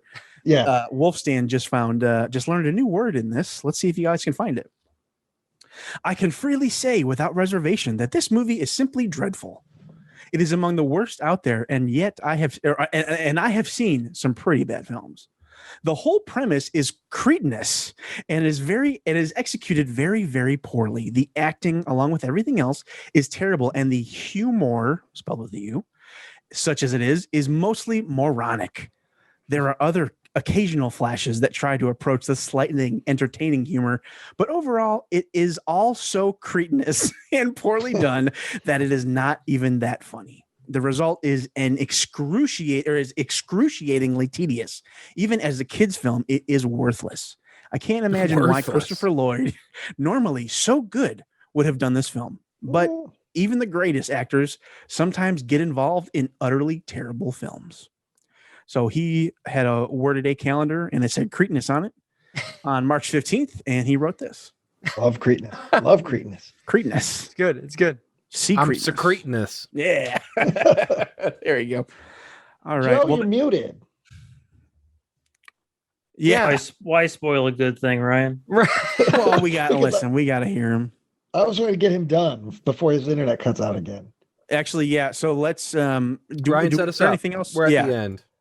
All right. Well, there you have it. Baby Geniuses. That is the August selection from Camp Two Hands. Since Joe's still having technical issues, on a scale from malevolent to benevolent, I'm going to go with alphabetical order, starting with the camp. So Trevor, what say you with Baby Geniuses? This is Malevolent. I did enjoy it, but I enjoyed it in a way that I feel ashamed of. I enjoyed it because I knew that you guys were going to have to watch the same thing. Every time I wanted to turn it off, I thought, no, Ryan has to watch this. Ryan has to sit in front of his wall of better movies and watch Baby Geniuses because of me and Zach. And I felt bad, but not too bad. That's the whole point of August in this Malevolent, whatever we call this. Malevolent madness. Malevolent madness. Gloves are off. There's no rules. Oh God, we got two Joes in the chat. No, but we went it got well, listen. Jesus, Joe, this is gonna be a pain in the ass. Why is there two Joes on my screen? I tried to talk from my phone, and my phone was muted for some reason. Anyway, Malevolent. Let's get Joe out of the way quick. Joe. Yeah. Joe, what do you think of Baby Geniuses? Malevolent to Benevolent. What you got? I think this is essentially this is a war crime. Yeah, if this film would violate the Geneva Convention, this film would be waterboarded at Gitmo. This is the kind of film that you just stab in the gut a couple times and throw in the ditch, never to be heard of again. Yeah, I think this film truly is malevolent, and I would give it 0 stars out of 10. No, shut off your phone, you idiot. Yeah, we're two Joes. we got some echo in there, buddy. One Joe's bad enough. You got your phone. Okay, hopefully next. I fixed it. Joe sounds like Hitler. This is a war crime. Crime. Dab it in the gut. Oh, there you go. 999. Oh boy, Joe, who's There we next? go. I'm gonna say let's go, Nick. Look, I'm not saying Baby Geniuses is a good movie. Uh-oh. But I can't look at his face. I can't say that I hate it. This is a Nick movie if I've ever seen one. Oh yeah, there's a lot of Nick stuff here. You got to know your audience here, guys. I do. It's not going to help us this round, but it's okay. There's some. Look, it's Malevolent. Don't get me wrong, but it's not nearly as severe as some people would lead you to believe. There's some charm if you look past the dated references and the cringy nonsense dialogue and the bullshit and the baby diaper gravy. I have no problem with God it. Damn it. I love the term. That all being said, I'm gonna go Malevolent, but I mean not that malevolent. Zach, what do you think? I think that every second that Trevor spent feeling bad about Ryan having to watch this movie, I felt feeling happy. Is that what you said? Trevor said he felt bad about me watching the movie? Yeah. Oh, for every second he felt bad, I felt so good that Joe had to watch this movie. I mean, and realistically, it's a malevolent movie for sure. I literally fell asleep twice. I got so bored, like so many times, because it is everything bad with the 90s movie, like just the 90s family movies, but where they like didn't know who they were making shit for, and it's a waste of talent, and it's just frustrating. So it's Malevolent as far as non-Christmas movies go. Maybe if it had some Christmas charm and it was all about getting home for all holidays, it would be a good movie, but it's not. So it's Malevolent. So Ryan, go ahead. What you got? Yes, I felt bad that I watched this movie because I am a fan of Bob Clark. Porky's is a movie that I adore as a comedy. I think it's one of the funniest movies I've ever seen. I watch it once a year. I like Porky's too. Like I said, Black Christmas and Christmas Story are two fucking masterpieces. He made a great Sherlock Holmes movie called Murder by Decree that I watch every year. Death Dream, the dude for he created Dukes of Hazzard technically. For 10 years, this guy was making good award-winning, even Oscar-nominated movies.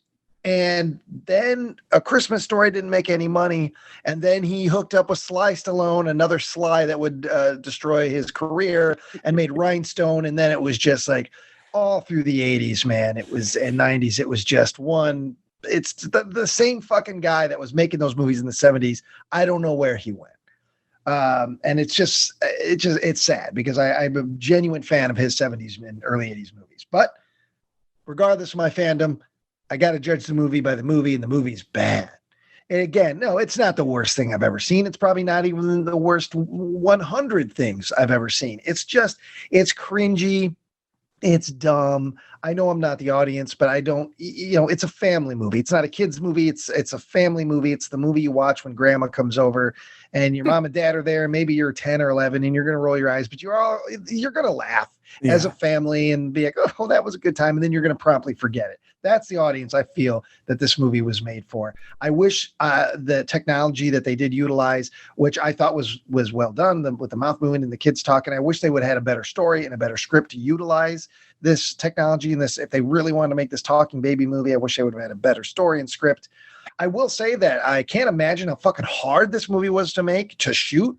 Yeah. With all of those kids and all of the time constraints and getting the shots you needed, the performances you needed to that you knew you were going to do in post-production. I can't imagine what a fucking headache making this movie was. I'm actually really interested in if there was ever some good behind the scenes stuff. Because I just kept thinking to myself, this had to be a real pain in the ass just to shoot this thing. I think there's some technically competent stuff other than the effects throughout. None of the actors did great work, but they didn't do bad work. They did the best they could with what they were given. But yeah, having said that, Baby Geniuses is definitely a Malevolent, and I would not recommend anybody really watching it. I don't think you're going to get much out of it. And so, Tyler, bringing up the rear. Yeah, everybody's already said everything. It's one of those movies where the whole time I just kept asking myself, who is this for? And I don't think that there's an answer for it. I think that they made a lot of assumptions. I thought, the kids would love it. The parents would love to take the kids to it. I just don't see it. Like, I just don't, because it's not like there's even like I could be wrong, but it just doesn't even feel like there's a lot of baby oriented hijinks. It's just, here's a situation where we have a secret lab and apparently a nefarious plot and two twins who need to work together to get back to where they belong, but ultimately they belong together, I guess is the point. And it's like, none of that screams baby, and they're adults. They act like adults. One of them lusts. So, like, I didn't want to see that. I never needed to see that. Yeah. So it's Malevolent. I think, like Nick, it's kind of like it's perplexing. I have a lot to think about. So it sticks with you. Like with Trolland, ribs. What a mold. With Trolland, it's like, this is just bad. I know this is bad, but with Baby Geniuses, I know it's bad, but I want to know better why. Like Ryan said, I'd watch some behind the scenes shit just to get a better concept of it. I'm really interested in the conversation that led to this green light. I mean, a studio made this, a TriStar Sony movie. Yeah. This wasn't Trolland. This wasn't the Asylum, who probably knew exactly what this was a movie that people put a lot of work and effort into. Mm-hmm. And for it to go just the way it did, I'm real curious. Yeah. And then we got at least one full sequel. We got one legit sequel, and a couple of years later, so it was profitable enough, either through home video or whatever, to make another one. It was like a $12 million budget, and it made like 35 or 36 at the box office. So I mean, probably people were very happy with it. Actually, maybe not the actors so much, but they kind of knew what they knew what they were getting into. I mean, that's isn't one of those things where you read the script and the script. I didn't know the movie was going to be this way. You know exactly what this fucking movie was when you were shooting. I can't imagine Kathleen Turner was shocked. There is a making a featurette on the DVD. Is there? Oh, well, yes. Maybe there's some info in there. Yeah. Oh boy. Well, is that everybody? Gentlemen, that's everybody. Now, Ryan. What is the final pick of this Summer Slam or Fight for Summer Fright? Well, I ended up putting almost more effort into finding this movie than I did the previous movies. I thought I had a movie, And then after Trawland, I just really wanted to find something worse. And I watched so many things. And like I said, and Sean threw me suggestions, but there was always something that knocked it out of contention. Either the genre wasn't there enough, and our genre is action, wasn't there enough, or it was too bad, but in a fun way, like a Sledgehammer kind of way. And then I was walking and I was thinking about it. And as in divine intervention, a voice spoke to me, said 2 words. And I thought, my God, could that be the one? I went home, saw that it was on Amazon Prime, free with ads. I've never seen it. I watched it and I knew that I had the movie. So next week's pick from 2014, running 1 hour and 50 minutes, perhaps the longest movie we've had, and starring Nicolas Cage. Oh no. Left Behind. Oh Christ, Ryan. The biblical epic Left Behind. Oh, brother. Okay. I have a feeling I might. You're gonna get a visit in the middle of the night from Saint Summer. And it ain't gonna be Summer fun. was the one who whispered in my ear. He said, Left Behind. Hey, who knows? It could be good Cage instead of bad Cage. I mean, we'll find out. Everybody, I have my opinion, but we'll all find out next week. who else is in this fucking thing? Anybody? Yeah, you got Nicolas Cage, you got Leah Thompson, you got Chad Michael William Ragsdale. Charlie from Fright Night has a very small role, pops up in there, which is kind of cool for cult cameos. My lord. Chad Michael Murray. What? Yeah, Chad, he's one of the leads. Yeah, I would say he and Nicolas Cage are the Sparks. What the fuck? fuck? Jordan Sparks. Yeah, well, we got an American Idol in this thing. Yeah, we'll discuss next week. But yeah, there's the Jordan Sparks. That's kind of part of the false advertising. But I get it. We'll see. We'll say no more. Wow, another epic episode, but does not unseat Sickness House. Hey, what'd you guys do with No, we still have 9 minutes to go before we reach it, so I can't that's do fine. it. It's late. I want to go to bed. Yeah. Same. Next week, it may take the taco because, again, it's an hour and 50 minutes. It may take the gash. 40 minutes. Yeah, it's going to take the pink baggy gash. Baggy. Oh, yeah. Some women are looser than others. Nick just got a frozen treat. What the fuck? What the fuck? I want my late night frozen treat. It's my bedtime he had a milkshake. meal, and then he settled, and then now he's having dessert. That's how long those movies goes for. He's bulking right now. Yeah. Gonna get big. He's just dirty bulk. Get the calories before bed. Yeah, I was there last month. All right. Well, this has been Malevolent Movies. You're getting this. Fuckers got pizza too. Anyway, you're getting this episode December 24th, probably. So Merry Christmas, everybody. Merry Christmas, everybody. Saint Summer. Dang it, we should have chosen Christmas movies. Have a Merry Christmas from Saint Summer and the gang. Nuts. All right.